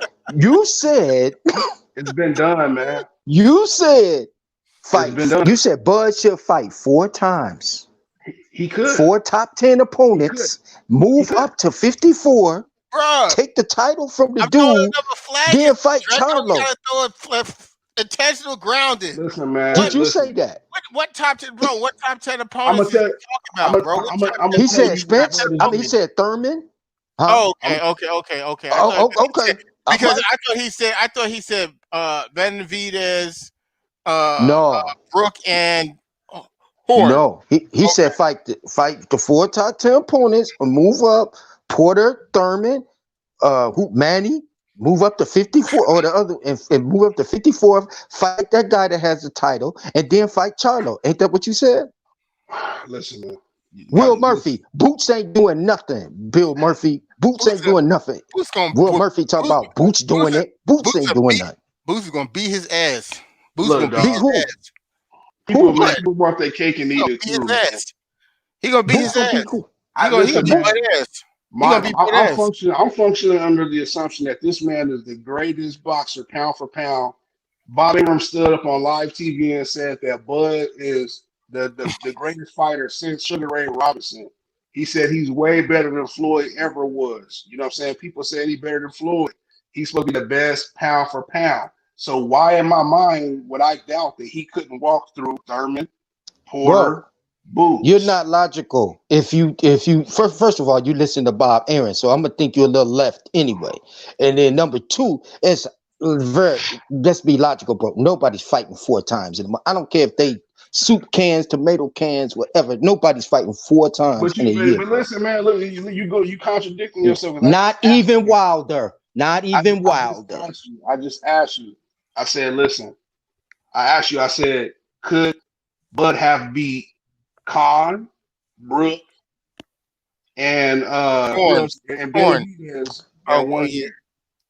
That's a loaded question though, because I could say No, the it's same not. thing. I could say, You can said Spence could yeah. it, I could say could Spencer beat uh Khan You said yeah. or Porter and not Khan but Porter and the rest of the right? So that's a loaded question. I could say the same thing rhetorical back at you, right? So the answer be yes. I do believe Spence could have beat Porter and Mikey Garcia in the same year. Okay. But you saying 4 top 10s, bro. It don't No. gotta be four, it can be two, at least 2 to 4. 2 to 4. Th- 3 for 10. 3 for 10. I Two, got 3 for 10. it can be 2 to 4. See, that's the thing about it, man. Like, why wouldn't you want that bag, man? If you clean up Thurman in 3 rounds and then turn around and 4 months later Nigga, he fight ain't Porter, cleaning up no Thurman in no 3 rounds, man. Come on, man. and don't say that But about the best pound for pound fighter in the Cut it world. out, bro. You gotta How control dare it you? now. Hey, man, stop doubting the best pound for pound fighter in the Cut it world. out, bro. Stop doing that. Woo! Ox, hey man, Stop doing that. Ox slick. Ox, Ox, Ox. Like TC said, Stop doing you that, dog. smart, you The Bud smart, fans but don't want Hey, you. you not that woo, smart. Stop underestimating. Before these Bud you fans sit here smart, and fuck with your channel, man, stop doubting that man. Come on, I man. you gotta Listen, gotta set get this on the man show. You up. gotta believe, TC. man. Listen, can we agree that TC is the second best or one of the top two between him and Spencer's being welterweight in the welterweight division right Yeah, of now? course. Of Who? course. That's Okay, without a question. Who? TC and Spence. Yeah, without a question. Who else? Okay, Yeah. top two, right? Yeah. That's easy. Okay. So can we say that is it fair to say that Spence could have beat could he beat Peterson, Mikey Garcia, Kell Brook in the same year? Nah, not the Kell Brook he fought. Hell no. He could Not not Kevin Brooks. That no. wouldn't be fair to say, would it? I would probably say I might say Ox, I'm on your Peterson. ass. I I'm on probably your ass, say Ox. Peterson, Mikey, and like an Algeria. So Or, that yeah, would be a stretch, wouldn't it, if I said those three right there, right? He can You get agree? Virgil Ortiz out of there yeah. in 2 rounds. That's like 7 minutes of work. Ox on the bullshit right now. Ox on the That's seven bullshit. Yeah, minutes. That's Ox. 7 minutes of work, y'all. That's 7 minutes Ox of on the work. Ox. bullshit. Ox on Okay, the bullshit right Boost in now. it. I give Boost in his 5 rounds. You know what I'm saying? So that's like more I like got 15 minutes work. I got Boots Ennis beating him, so I don't care what no one say. I got Boots Don't beating. say Boost Ennis around my God, man. Yeah, Listen, don't say it around me. I got don't Boots say Ennis that beating him. around. Now you talk about Crawford being boots Dog. to Yeah. Kwame is man. Come on, Yep. man. I'm buying all the stock. I bought it all. Fuck it.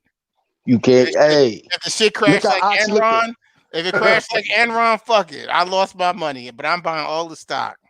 Hey, Ox. if a motherfucker tell me that they're the greatest thing since Sugar Ray Robinson, you should be fighting with Corona. You know what I'm saying? To be able to win. Ox I'd like to Wild, son. honestly. I would like to see that. I would like to see that fight. I mean, because Ox. we won't have that whole PBC and Al won't do this and that because that's not who run Boots' career. And we're not seeing anyone else because I think, in all fairness, right? Bud We heard Charlo. we heard a rumor that at some point that they were gonna have Bud might fight Ortiz. Ortiz and Boots is like in the same part of their career, so why we can't see that fight? I would love to see that fight. Boots I would Ortiz. love to see. No, I would like to see Bud and Boots. They got the same. They got the same reach. They both got a 74 reach. They both could switch. And Boots is huge, man. and he's 5'10". I'd like to see that fight. Yeah, Boots is huge. And I don't see why that's. I don't see why that is out of the question. I don't see why that's out of the Bud question. said he wanted to move up. Yeah, but I'm just saying I don't see why that's out of the question because we can't get a fight with Thurman. We can't get a fight with Porter. Spence ain't happening next, right? Boots is supposed to be green. Why is that so out of the question? Boots wants to fight. Let me ask. Okay, I'm gonna put it to you like this: do you believe Boots could beat Jeff Horn? No. Did you see what he did out there? You fucking tripping, Draco. Do you think Boots could beat Amir Khan? Yeah. Okay. Do you think Boots could beat Mean Machine? I don't know. That'd be tough. Mean Machine drew with Ray Robinson, bro. Yeah, but we're talking about a different fighter though. I don't know, son. Do you think Bruce could beat Ray Robinson? Yeah. Okay. Mean Machine. So then it's fair to say he could beat him because they had a fucking draw.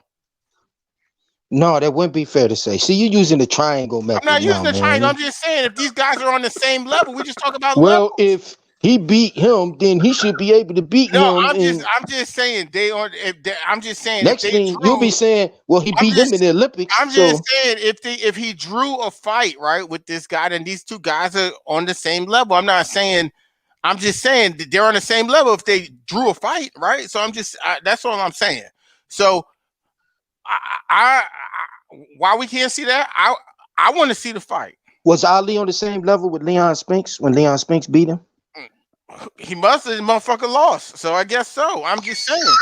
The motherfucker lost. Tell that cat from Brooklyn. Ox, I hate Brooklyn cats, man. Motherfucker lost. My thing is, I'll pay to see that fight. I want to see that fight. Ox want to slave drive. He say fighters should fight 4 times. Boy, if you was a manager, boy, he say fighters should fight 4 times and move up and fight and take championship and Boots, in a year. And here's the thing. I don't see how Aaron would have a problem financially making that fight because Boots ain't making a whole shit ton of money. He said, "I'll take the $1 million you want to give Porter." And this is my issue. Whether you think Crawford is going to win or Boots is going to win or whoever you think is going to win, here's my issue. Every time we bring up someone credible, you think Boots will beat Crawford? I just said that like 6 times. What part of you don't understand? Yes, I do believe that. I believe that, and that ain't from no hate. And I said this before. I said this before. I'm gonna say it again. And I'm a diehard Spence guy. I'm more nervous about Bruce fighting Spence than Bud fighting Spence. That's me. That's my opinion. That would really be Bud's biggest test. Like, that's my opinion. I'm more nervous about Crawford. It's a bad matchup. This guy could punch. This guy could punch. This guy has skills. The only thing we got to see is if he could take a punch or whatever the case may be.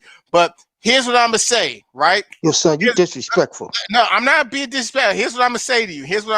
Right? We're gonna look at the last say boots fight. Around me no more. I don't even say shoes around me no more. Listen, I don't even want to hear nothing got to do with feet. around listen, me. Don't say listen. feet, bunions. And I'm gonna tell you. I'm gonna tell you where my logic come. I'm gonna tell you where my logic come from.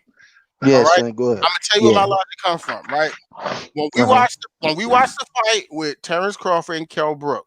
Right. I got you. I got you, Khalil. Go ahead. Okay.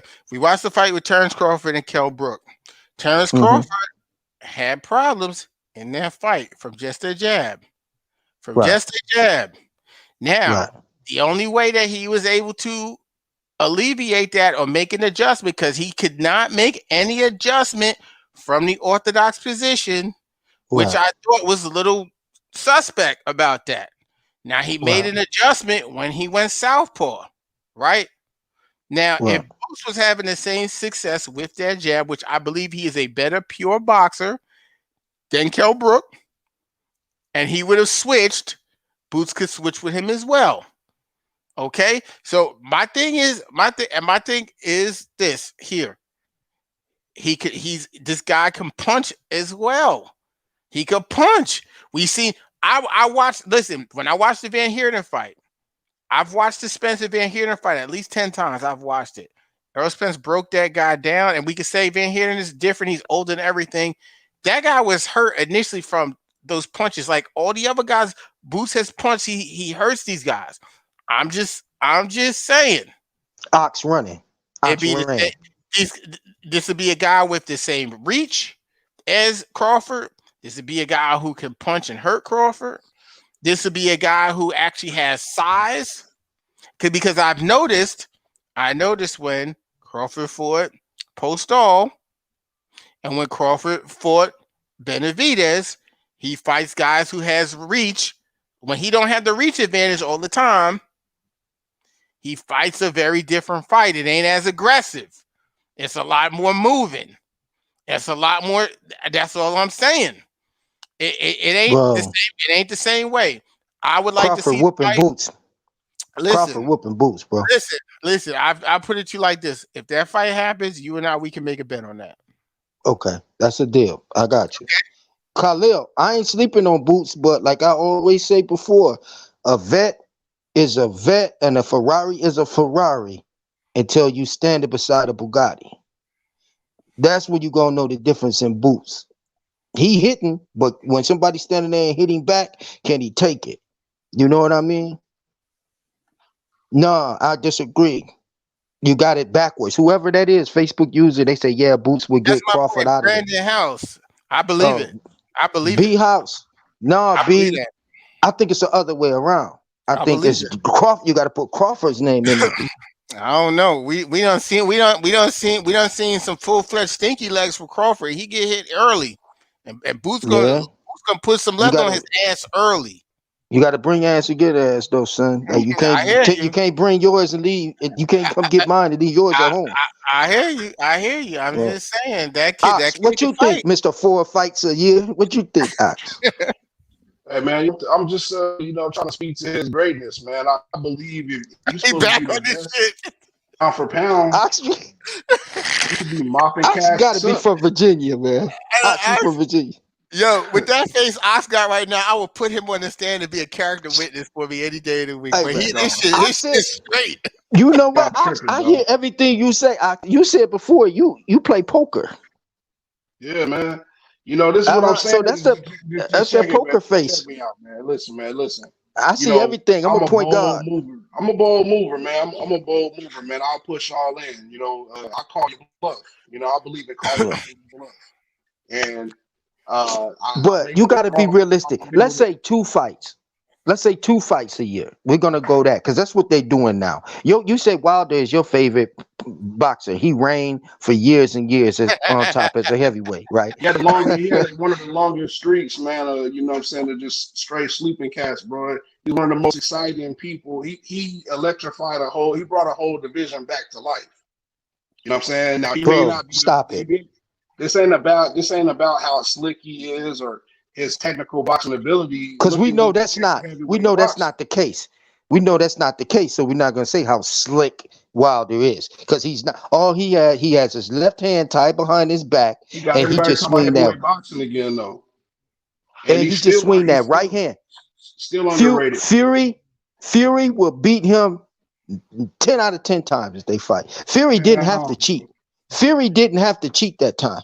He But cheated, okay, but he didn't okay, have we'll to. get that. I think I mean, it if you don't depends have to on. cheat, you won't cheat. He I didn't mean, have to. I listen. ain't gonna get on that. If I gotta take a test, if I need to take my SAT to get into a school, and I know I can pass the SAT, why the fuck I'm gonna bring? Why I'm gonna cheat for? If you don't need to cheat, what you cheating for? Right. He didn't have to Yeah. cheat though, bro. You know, he So felt that right. boy, He felt that right hand. He felt that right hand before, and he just wanted to have an insurance policy. And He I ate would. that right hand. He sure did in the first round, and I wouldn't be shocked. I wouldn't be shocked if see because I'm a chess player, right? People think I be thinking far out, but I wouldn't be shocked if that whole shit was orchestrated and planned that way because Aram can't get the Spence fight. So how you dick around Heyman is to go get the belt from Wilder, and then you have Fury. See the shit that they're doing now, and you have Fury and the AJ fight go going on. And I mean, you think about it. This guy take him to court. The judges say, and they're willing to pay him. They're willing to pay him his purse to say, "Fuck it, we not gonna pay you. We don't care. We gonna just go do the Joshua fight." And I think that's what it is because That's because your boy none of was it. scared to say something. Wilder was scared to say something in the beginning. Now it seems like an afterthought. It's like, okay, I got everybody on the bandwagon. Now I'm gonna jump on here and say, yeah, he cheated. You know what I'm saying? He should have been screaming that the first place. Like this dude tried to kill you, Wilder. Wilder can't come back to the hood no more. Ox. Not until he get his lick back from Fury. He can't But come back to the hood. Fury's Fury running. don't want I it don't though. like that. Fury's running from the lick. Like you can't use He that running from the narrative. lick. They're asking that he listen. Wilder just said they said we'll pay you the money for the Step fight. They aside don't need to money. be a fight, so we can put the step aside money like 32 million. Wilder's still saying no, I don't want it. I want to fight. So we can't use that He said narrative, no. bro. He said no amount of. He said I ain't He said stepping no aside for amount. no He amount But of said that's no. money. I want to fight. that's now, bro. He should have been saying this 2 years ago when they He fought. was Right saying it. after they fought, Cold, bro. He he was wanted to saying say that. He was he saying said that. no. Man, He said everybody drug him. He said first he said he was drugged up. Then he said I was coming in the ring and I had 50 pounds of equipment on. But that's not an He excuse. been Then they asking took it for. and He ran with asked for. that. He. What I forgot what the term is, but he initiated the terms for the rematch within 3 weeks after the fight. Like he right. had his excuses as to why he lost, but that didn't take away. He been asking But for a rematch the whole time. is that sensible when he had to get plastic surgery? Think about it, bro. Like, let's really break it down. This dude had to get plastic surgery on the side of his face, and you talking about a 3 month ox, you something else. And he had you talking about But we talking about a the same guy also. We talking about the Like three same guy weeks. also who said that he wanted to go out on his shield and fired the guy for throwing in the towel. So I could imagine. It's not far fetched to think that this guy said, "I want to get my lick back." This guy said he wanted to fight I and don't believe it. basically until he got knocked out. I don't believe it. He wasn't even medically clear in that time. He No, didn't even have the I hear surgery yet. I hear You you, see what I'm but when saying? you right, I hear That's you, but like you when you said the same thing about Bud Ox. You said, "Oh, he hanging out his bedroom window, yelling, I want Spence, I want Spence." That's the same thing Son doing Wilder. He yeah, hanging out his but bedroom window, that's yelling, "I want Fury." that's not accurate because the difference is Wilder legally had a right to that fight through a rematch clause that was Legally, he legal. That's just two different things. There's no clause for Spence and Bud to fight, but there's a rematch clause which Bob Arum said that because of COVID, the fight they needed to have people in the arena because this was a big fight, and then they wasn't trying to make the fight, and then they waited for the December date to sneak up and then say he no longer had rights to that fight. So let's come with the facts, not Wilder's soft, man. opinions. Wilder's soft. I can't say that. Wilder's not soft. Wilder's I can't soft, say bro. that. I'm He's not. soft, He bro. ain't number one in the world like I He said. should he But he he ain't should have soft. he should have raised hell from day one, bro. Man, hit him like that. You've been in boxing for years. This a man that amateurs, all that. If somebody hit me on side of my face and start caving it in, bro, I'm first of all, I'm gonna say, well, I ain't never been hit like that before. You didn't hit me like that the first fight. Well, something going on. I'm gonna think that immediately off gate, and I'm gonna voice that off gate.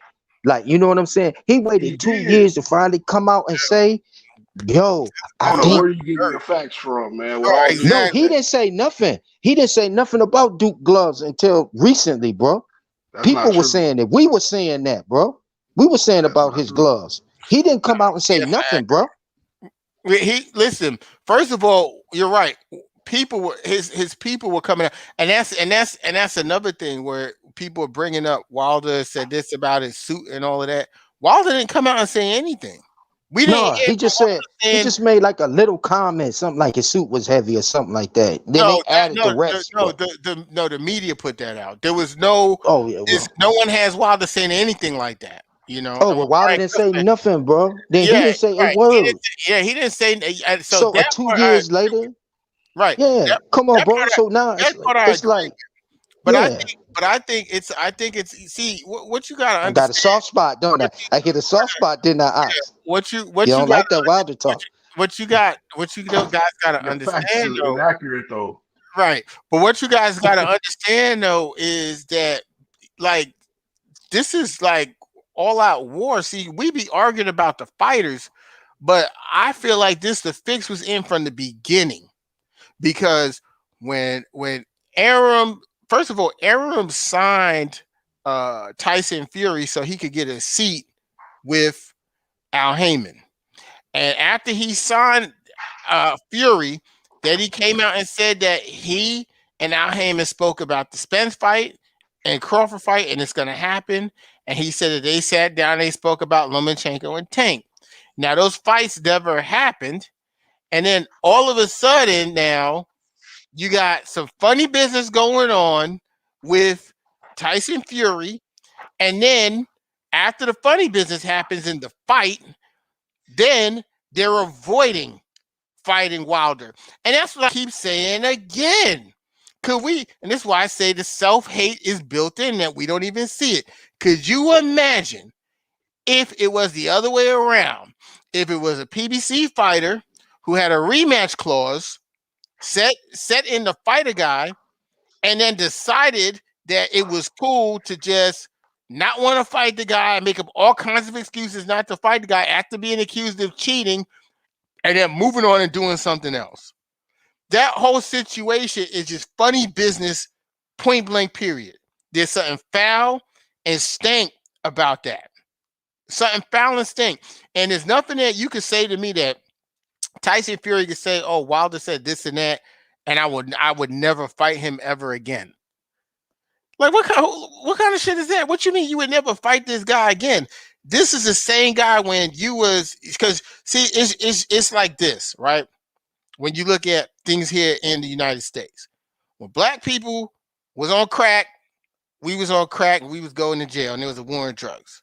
Now white people are on pills. Now we have an opium crisis, It's a right? crisis. There's a crisis going on, right?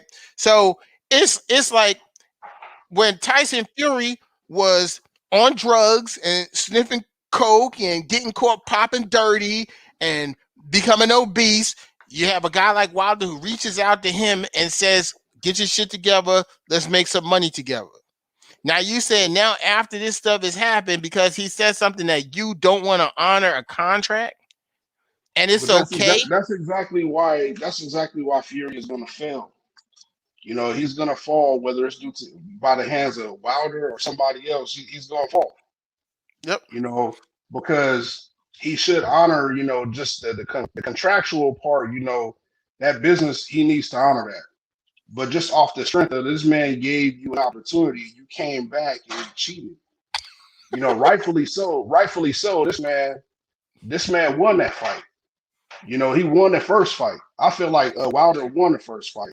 I definitely feel like they stretched out that count, and he should have lost. They should have waved him off, but they let the boys, you know, rumble or whatever the case is, and they called it a draw.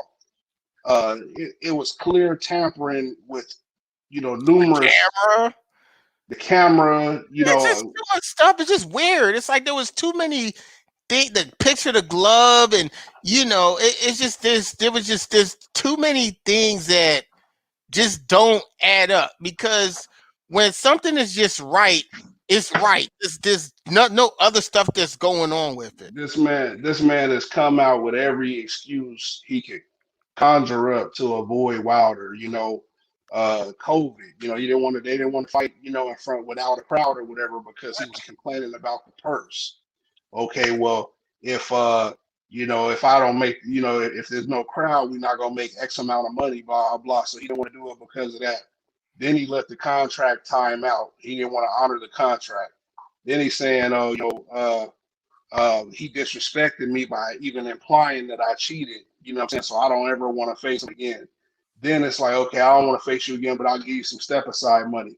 It's like, man, he keep bouncing around from different, uh, you know, from one scenario to the next. It's just like it's clear that he really don't want that smoke. If you really feel like you cleaned up Wilder and he's such an easy win, why not fight him again?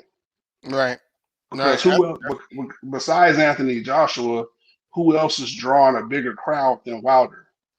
Right. But but there's that loyalty to, that country and the UK and all of that. So I mean, I feel like the fix was in from the beginning. I honestly feel like the fix was in from the beginning, and they wanted to get that fight with Anthony Joshua because it's a huge payday, and they did whatever they had to do in order to make that happen. So, look, and that's another thing. Then Crafty people, crackhead, man. right, and then that's Told another folks, thing. man. People get upset that a fight with Spence and Crawford can't get made, and they're saying shit about Heyman or Spence, but Right. you got the same two entities where there's a contract or something legal stating that this fight should happen, and they're trying to wiggle their way out of it. But no one speaks about that. But could you imagine if the roles were reversed and Wilder was doing the same thing? If someone said Wilder cheated, and then Wilder was like trying to avoid the fight by all means necessary with a rematch clause in there and saying, "Oh man, they would have something to say," And there's no and way to there's no way to duck these double standards, man. They're very it's very clear, where these double standards thrive. And it's unfortunate, because it robs the fans. These double standards, and this coddling, this coddling that they do for certain people and these angles and these agendas and shit like that. Instead of letting these guys, man, just get it on. Yeah, pay these people what they worth. Stop trying to strong arm these people like how they did back in the early 1900s and shit like that. Pay these boys, man, for putting their life on the line so that they're comfortable, so they can take care of their families and shit like that, and let them do their thing. And it's so much red tape in boxing. Yeah, there's been a storm of stuff on Twitter and things like that. It's a lot of stuff going on, but it's a lot of controversy. It's a lot of soap opera shit, more so than what we would really like to see, man. Is good fights. And so it's right, like, man, you got people that go against me and say, "Oh, you talking crazy? It's a fantasy fight." But at the same time, then they want to pretend and talk like they're purists when it comes to certain things. And I'm gonna go back to it again. You know, if you're supposed to be the best, pound for pound, man, you should be fighting the best. You should be trying to fight as much as possible because those old school fighters, man, from back in the day, that's what they were doing. They were trying to fight as much as possible. They were trying to fight the best people that they could. They was campaigning. This whole fighting once a year thing or whatever. Back in the days when you can't compare these fighters of now to the warriors of back then if they're not doing the same thing. These cats want to make enough money to where they only got to fight once a year. But how good are you if you can only fight once a year? How good are you? I feel like you could be looked at really truly as pound for pound if you can actually keep cranking out fights, and that's why you got some people that support Canelo, the way they do because he'll fight a couple of times a year, as far as like staying active and just what it takes to stay competitive and stay active itself is why they give him respect. So they don't even really care about the competition he's fighting. They just care about the fact that he's disciplined enough to stay in fight shape year round and fight 2-3 times a year. And if Canelo can pull it off, why can't anybody else? I feel you. All right, Oscar, I'm gonna have to wrap Yeah. it up. It's 12:30 a.m. on this end. I gotta Hey, work. I good got morning. a wife in the bed. I'm trying to, do what I do. You All feel right, me? man. So Yeah, do that. I appreciate you guys, man, coming on. Everyone, make sure that you go subscribe to Loyal to the Game Boxing on YouTube. Definitely want to give a shout out to Ox, Draco, Raheem, Art Man who came on earlier. I appreciate all you guys. Draco, you got any closing words? I mean, Ox, you got any closing words? Hey man, it's just cool, catching up with y'all, man. Shout out to everybody that's on the chat, on the channel, on the page and stuff like that, man. I'll be tapping in with y'all, man. I'll jump on the line with anybody as long as it's respectful and No fruitful. doubt. You know what I mean? No It's all doubt. love. Appreciate it, man, and Yeah. appreciate you guys as well. Stay loyal to the game, and we out of here.